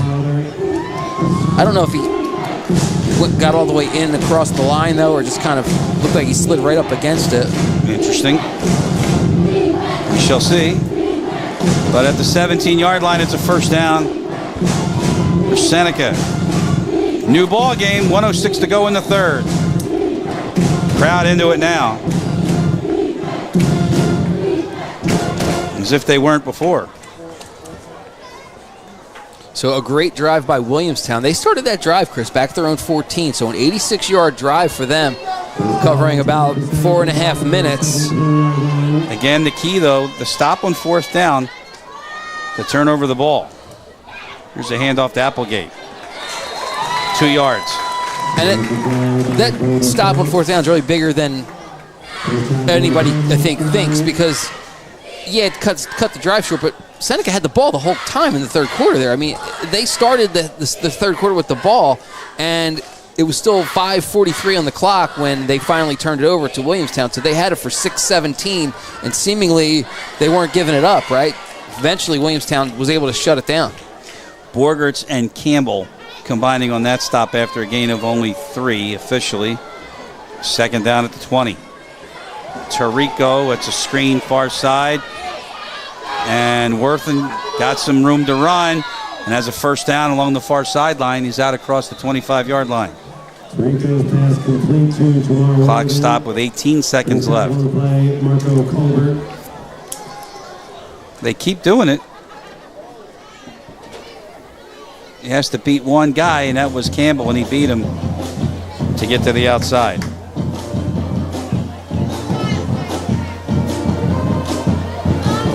We had a flag. Holding, number 3 on the offense. 10-yard penalty. Repeat second down.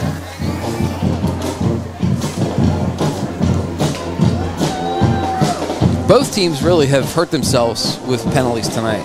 You can't say it's that's just an been, understatement. Yeah, you can't say it's just been one team though. I mean, like they've both had key situations where they've made a penalty. See a flag come in at all? I didn't even see the flag come in. It must have been over on the far sideline. Well, there. not only that, but I mean, if you look at the down and distance now, and this is going to wipe out the rest of the third quarter. And that's that. 1 quarter to go tonight in the opener. We are deadlocked. 14-14 on BFA.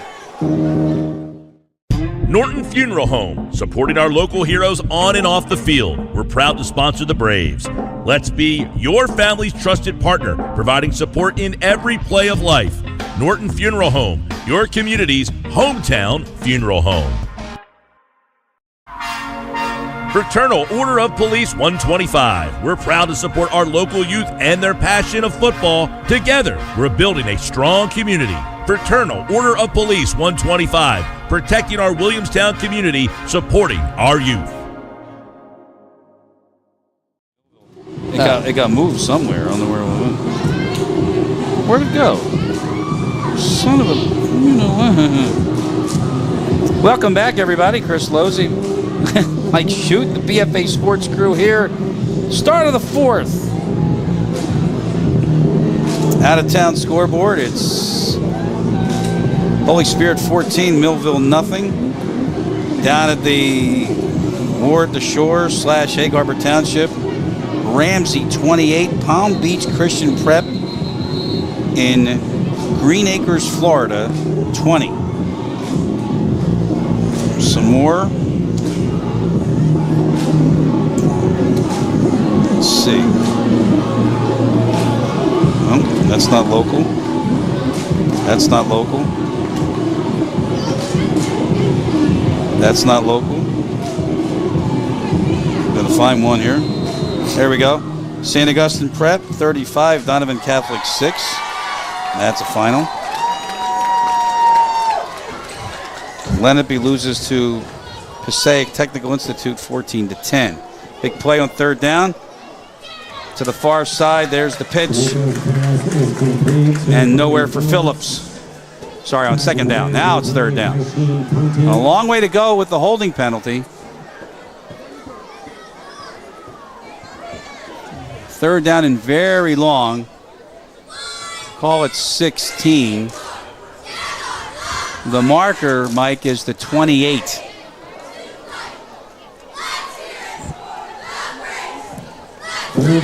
Tarico. He's got 4 choices. 2 at the top, 2 at the bottom, and Worthing right next to him. Fake to Phillips, in trouble. Is it a safety? Or did he come out? They're going to mark him out. Oh, the penetration, though, by the Braves. When they needed it, they got it. Lozado again. They've been picking and choosing the times to send some pressure. And this is a good time right here. Look at 43 come off the end. They've marked him at the 1. Didn't we say it, though, that Mike Seidenberg, very frugal, he's very picky, choosing his time wisely, and a good call by Ritterelli. He was out of the end zone. And how about this? No room at all in the back for Horner. And not expecting a real long punt. Both return men are up by the 30. Horner got it away. Here comes Colbert. He's down to the 10. Look what happens here.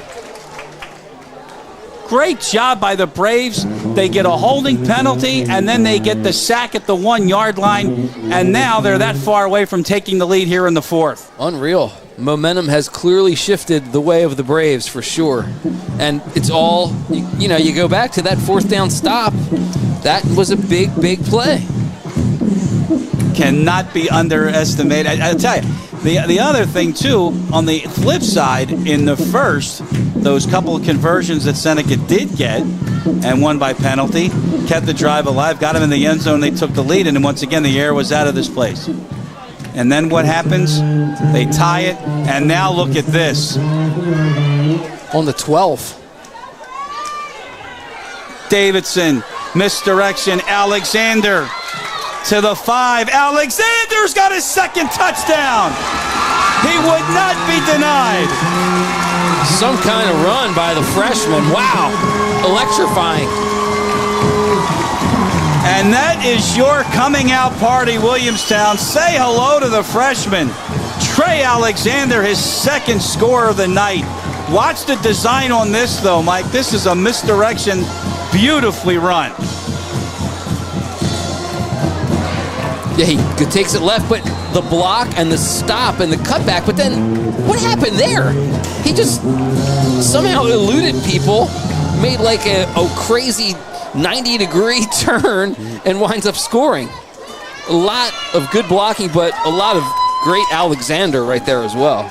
Trey Alexander, they're happy here, aren't they?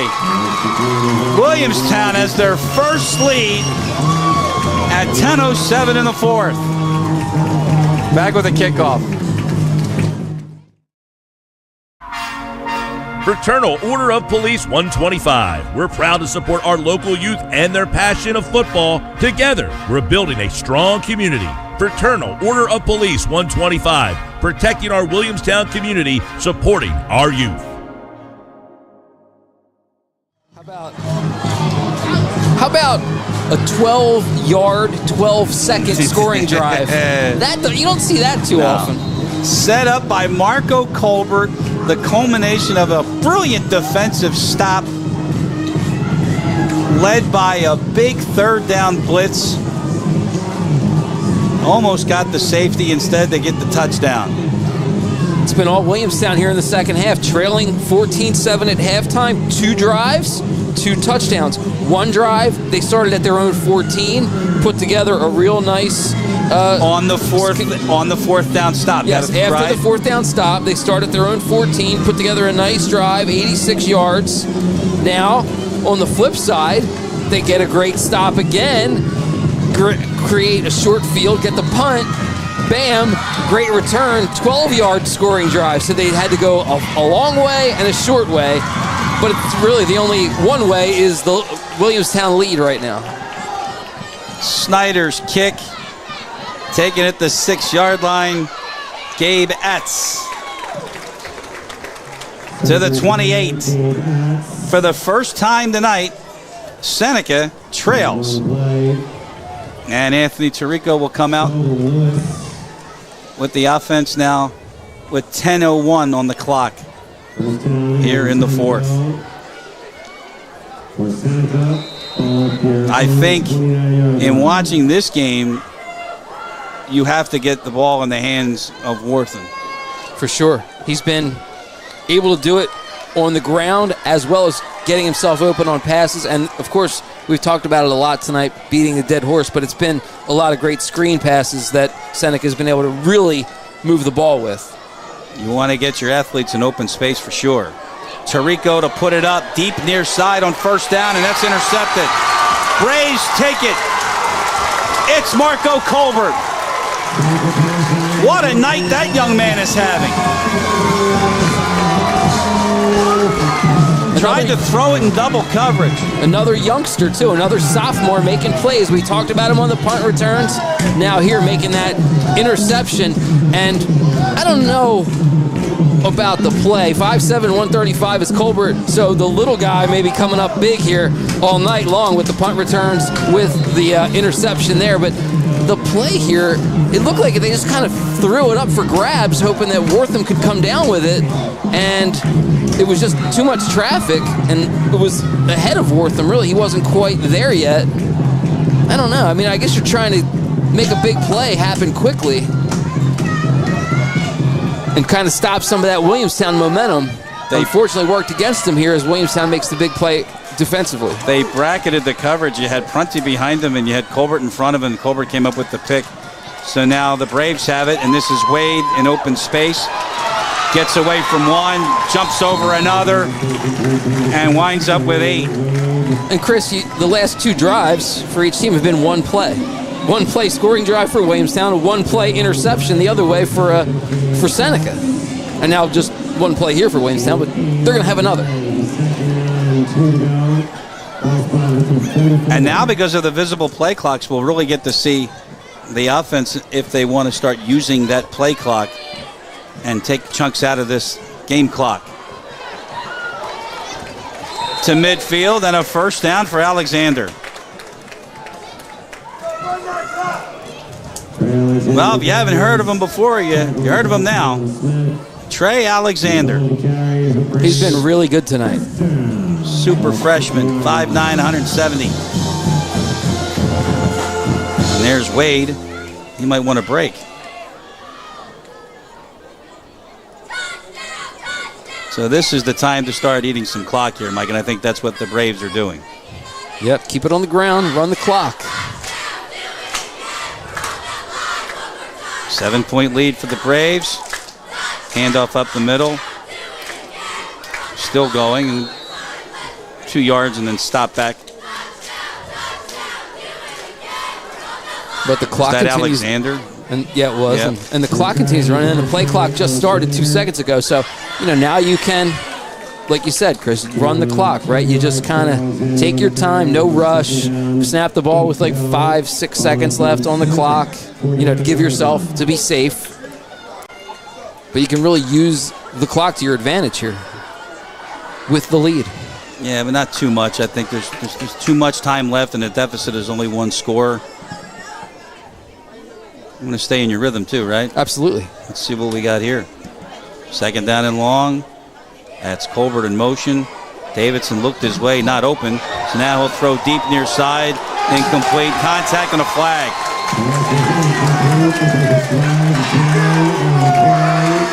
This one is an interesting call. But they are going to whistle pass interference on the near side. And let's take another look at that. 15 yards from the previous spot. First down. So if you take a look, see where the contact is. Oh, he tried to go back for the ball. See that? Yeah. He tried to go back for the ball, Yeah. so good But call. it was way over his head. Yeah. Alexander bangs off one, gets to the 31, 2 yards. Now with the position, and I'll tell you, I like the leg of Cole Snyder too. Yeah, he's been impressive tonight. I was going to say that after that last kickoff, he's really bombed the ball down the field pretty well. Seneca hasn't had great field position tonight at all outside of their first drive when they took over after the Williamstown fumble. They had that ball at the Williamstown 29. Outside of that, it's been own 28, own 20, 13, own 29. I mean, they haven't had great field position at all. 2nd down and 8 for the Braves. Play clock down to 10. Alexander again. Alexander down to the 25-yard line. And being in Williamstown, I have been here for a number of years, and you see a number 5 running like this and slashing. It reminds you of one number 5, Turner Inge, who was phenomenal. Now at Villanova, and I know his father is tuning in. Can't help but compare. You see 5 slashing like that, both sides of the ball as well. That was an interesting little run. He just did a little step where he kind of dipped the shoulders and then went to his left, just eluded another tackler. And again, they keep the clock running, right? Still 14, 13 on the play clock. It's almost as if like Williamstown has imposed their will here in the second half and doing things much smarter, more methodical, if you will. Like this, that's a first down. They can't stop Alexander. Only needed 2, and he got 3. So the clock will stop with 6 minutes to go. But now they don't have to snap this until 5:20.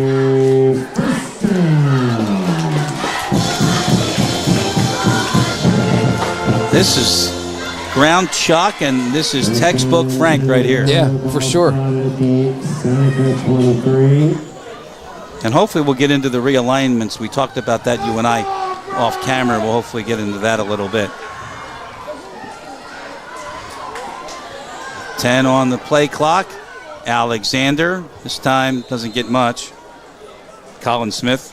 First carry, Trey Alexander. Yeah, this, of course, is a non-division game for these two teams. You'll have Williamstown will be in the Classic Division this year in the West Jersey Football League. Classic Division. So that's Kingsway, Timber Creek, Washington Township, Williamstown, Delsey. So that's a lot of schools nearby each other. That not a lot of love in that conference. Yeah, that's a consequence of an 0-9 season, because the year usually was Millville, St. Augustine Prep, Cherokee, Lenape. Right. Big boys. Davidson to throw it near side, and it's intercepted by Warthen. Warthen coming back the far side, and he's tripped up right at the 45-yard line. Davidson is picked with 4:42 to go. And that kind of play is usually a pretty safe play, right? It's a short little pass, screen maybe, and Warthen just read it really well, followed the quarterback, and watched Davidson and just stepped in front. Right off the deflection. Seneca back on offense. They have life after the turnover. It's the Braves' third turnover of the game. And Seneca takes over at their own 44. 4:42 to go. Last time they had it, Tirico threw an interception on the first play. Sauerwald at the bottom of the screen on first down. Now they got some confusion on the offense. They got 2 to snap it, and that was not going to work from the beginning. Nobody was in sync, and that's going to cost them 5. Yeah, they just didn't look like they were ready. Prior to the snap, false start, number 24 on the offense. 5-yard penalty, first down. It's good field position, though, for Seneca. I mean, they're going to lose 5 here, but they're starting at their own 44, probably their best field position of the day, save that first drive. So if there's any opportunity for Seneca, this has got to be it, right? Fourth quarter, 4:40 left to go. Ball out now inside the 40 at their own 39. First and 15. Tirico keeps it and gets tripped up on his way going through. Latifi got him by the ankle. Gain of 4, second down and 11. Clock moving, 4:22 to go. Williamstown, although they did not, they turned it over there in that last drive, they did take a good chunk of time off the clock, actually a little more than 5 minutes. So they really did what they were trying to do. This is Brody Phillips, only able to get 2. Raymond Wade on the stop, along with Aiden Garcia. And now, after the 3-yard gain, it's third down and 8, and we're under 4 minutes to go. Both teams have 3 timeouts.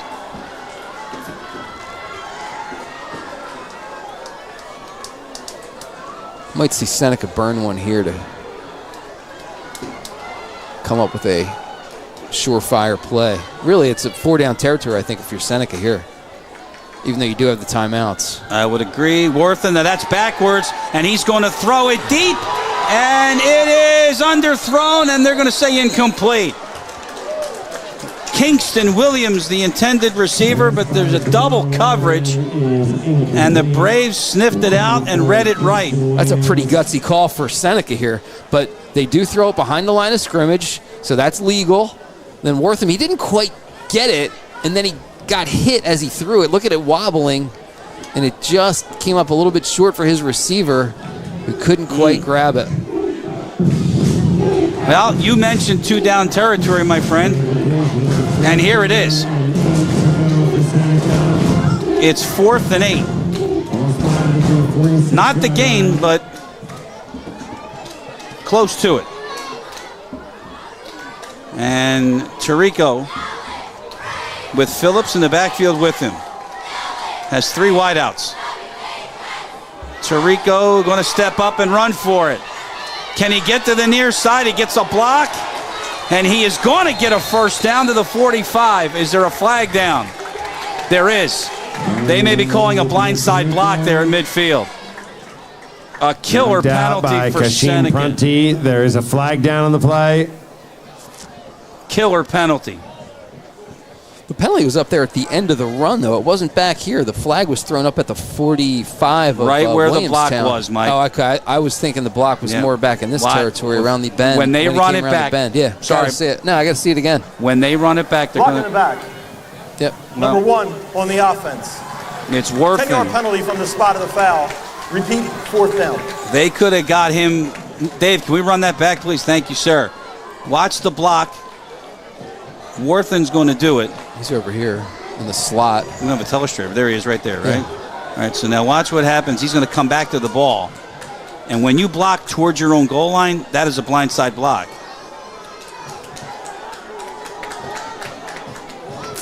Well, there's nothing there. Right, and I don't think that's where the call was. There's the flag right there. Because there was another one here. No, that's... See it just threw in there. That was it. Yeah. That was... Interesting. That was good. That was actually, I think that was legal action there. 4th down, a long way to go. 3:03 to go, and now the timeout is taken by the Braves. Which is why I didn't think that's where the foul was. Dave, can we run that back, please? Initially, that's why I didn't think that's where it was, because it didn't look too really. So the foul was reported on number 1, right? Yep. Okay. Dave, I want you to freeze it when we tell you, okay? Here we go. I'll tell you when.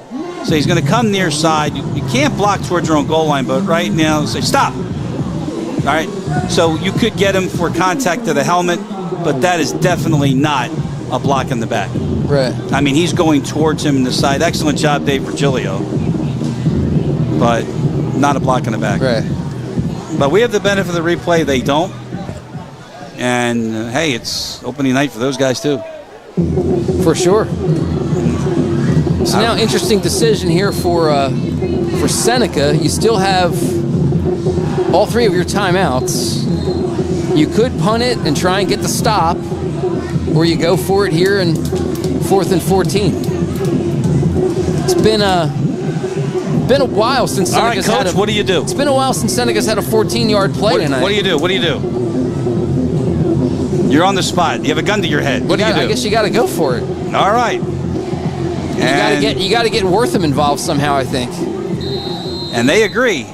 Hey, they need the Brave 47. They're at their 40. They got 3 receivers on the near side here for Seneca. 4th and long. Tarico slings it. Wortham went up to get it, and he couldn't come down with it. He takes the pop, and the ball goes over on downs, and that's Colbert again. Take a peek here on the defensive play.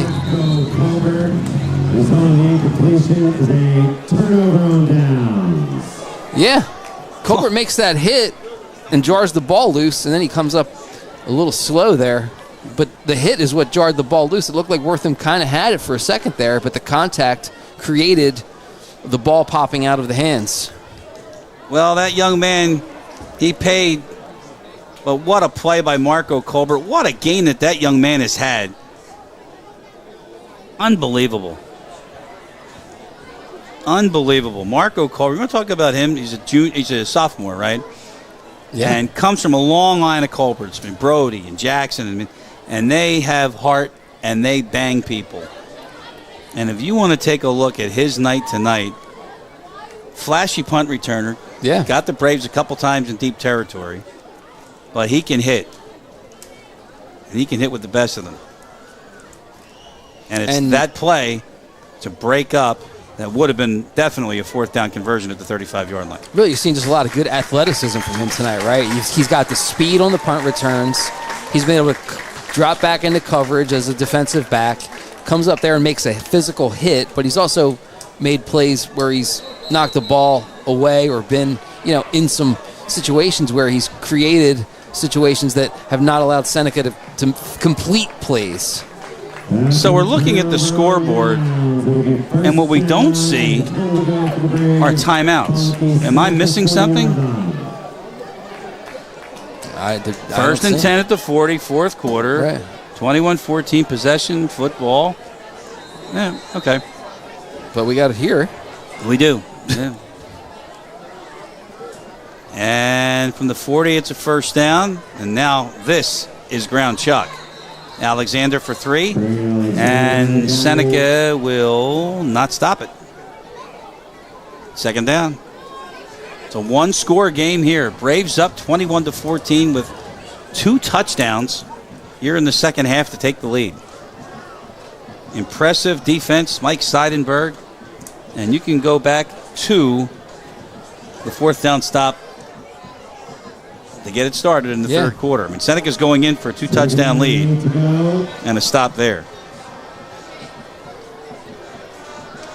After a lengthy drive. 2nd and 8, and the Braves will take plenty of time here on this play clock. Count on this.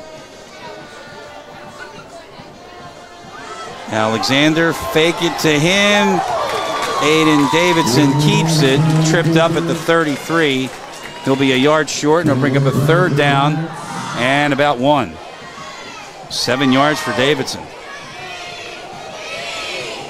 How about his night? I'll imagine he'd want to take back that pick, but he has had another solid night, the senior, running this offense. And how about the touchdown he threw? Yeah. Prunty. Oh, was that threading was the needle? A big play when they really desperately needed it, because it looked like they were just kind of listless tonight, right? But that whole play, that drive, really kind of got some spark, got some momentum going their way. Granted, Seneca took the lead back, but it got things, some juices flowing for Williamstown. And what Surprise, was no kind of timeout as they come in this time. Worthen read it and drops Alexander for a loss in the backfield. That's a loss of about 4 yards. And now they call timeout. And now they call their first timeout with 1:09 to go and 4th and 5. And I wonder here, do you kick it and pin them back and make them go the whole length of the field in a minute? I think so, because Seneca hasn't proven to be able to move the ball in the second half. Williamstown's defense has been good. I say put the ball in put it in your defense's hands here to finish this one off, because they've done it the whole second half. Frank Fusatola is 1:09 away from opening this season, his second stint here in Williamstown, make it a triumphant return, and he'll never change that expression, by the way. Why would he now? It's been that way for like 50 years. You know, you want to believe it. You know, you show up at the stadium beforehand, you talk to everybody, you even talk to Frank, and it's a different vibe here. It's a different environment. You saw it in practice. You saw it in the scrimmages. Yeah. You come out on the field. This team has shown a lot of heart, and there's 8 more to go.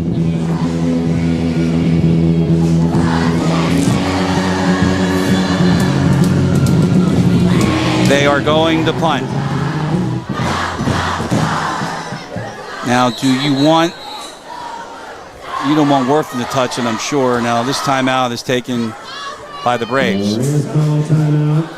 And it looked like maybe somebody wasn't out on the field where they were supposed to be. Something Coach Fusatola was not happy with, because either somebody was not out there.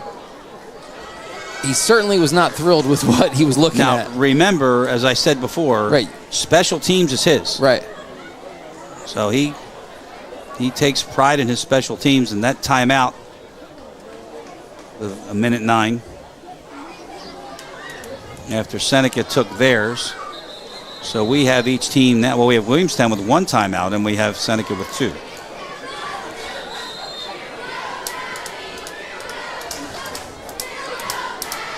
Returning for home, Mike. 170 wins at Williamstown for Frank Fusatola. And this, by the way, Chris, Williamstown enters the year 298 wins to their resume since the team started back in the 50s. No rush at all, and Wade's kick is bad. It's going to find the sideline. Where are they going to mark it at? Where are they going to mark it at? Where are they going to mark it at? They're going to mark it at the 30-yard line. So, for Anthony Tirico, he'll have to go 70 yards in 1:03, And by our count, he has 2 timeouts left, but he does have number 1.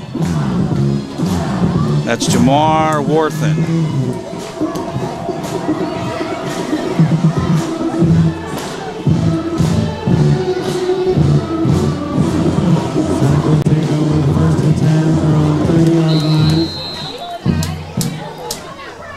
Here we go. From the 30. Only 3 rush. The screen is set up for Phillips. And he gets about 4 and then is wrapped up. Jawan Carney. Clock will run down to 50 seconds. Second down and about 7.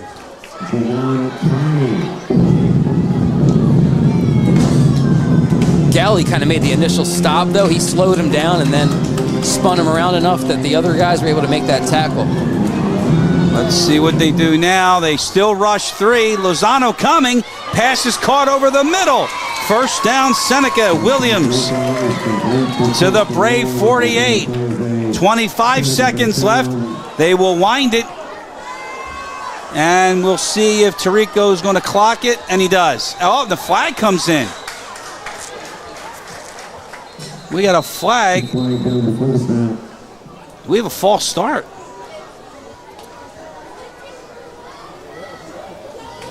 If we have a false start here, Williamstown can elect to take the clock to stop on the ready for play, or the start on the ready for play.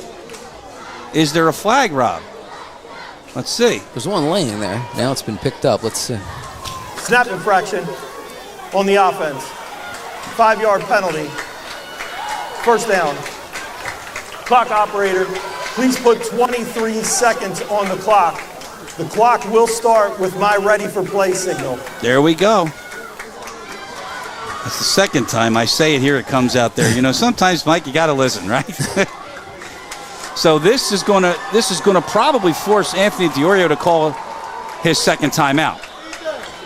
He doesn't realize, because it's a penalty, but the rule change, and it was a couple of years ago, that inside of 2 minutes, a foul, the offended team, which in this case is Williamstown, elects to start the clock on the ready or the snap.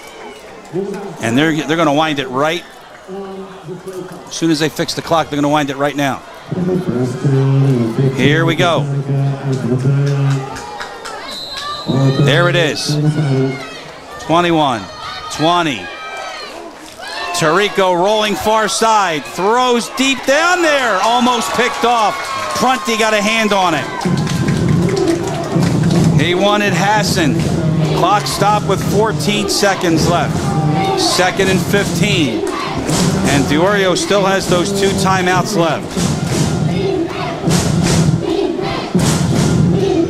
They all put the ball at the 47.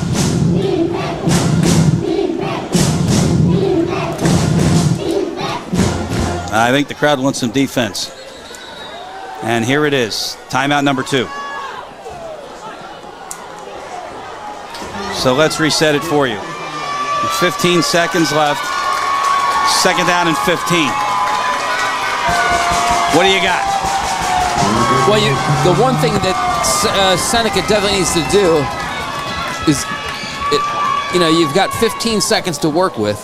So you don't need to get it all in one play. Get yourself 20, 30 yards and give yourself a chance to have another play. You still have 1 timeout by our estimation, according to our graphic on the screen. So we think Seneca still has 1 timeout. So you don't need to get it all right here. You need to get 20, 30 yards and give yourself a chance.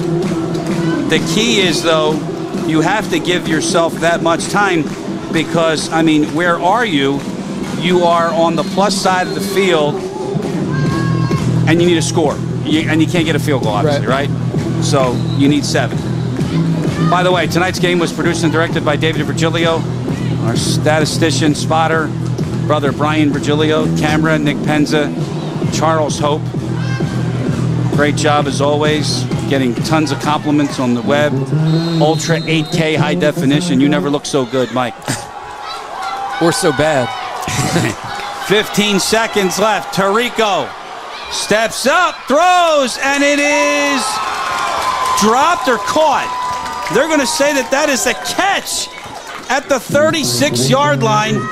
A catch by Sauerwald. And a quick timeout for Seneca. Absolutely, with 7 seconds left. How does this ball get caught? Oh, wow. Oh. It came back down. Yeah, I don't know if that hit popped out. Did it hit the ground or not? Let's run it back, David. Seneca, by all our count, is out of timeout. Slow it down, please, David, right now. Slow it, stop. Oh, that's on the ground. It hit his arm and then rolled up, and he snagged it, I think. Oh, my. You got another look. That's amazing. David, try that again, please. Watch his right arm. Okay. And see if he gets it underneath. Here we go. Slow it down, Dave. Slow it. Keep going. And it pops out. Hold on. That ball's out. Stop. Watch his arm at the last second. I don't know. That's crazy. I don't know. And now we've got another whistle. Now the Braves have called their final timeout, so everybody's out with 7 seconds to go. I don't know how that ball, think about it. If it hits an arm, it doesn't bounce up that high. Well, he's falling down, right? It? His arm bounces off the ground too, perhaps. David, show it to us again, please. That's crazy. He's going to get mad at me, but... All right. Let's see again. All right, slow it down, slow. Keep going, slow. Slower. See, it pops out. Slower. Watch his arm. Stop. That's on the ground. See it? What do you think? Hard to say. You'd think there'd be an official much closer to it tthan we are that saw it. That's the thing. Oh, man. Wow.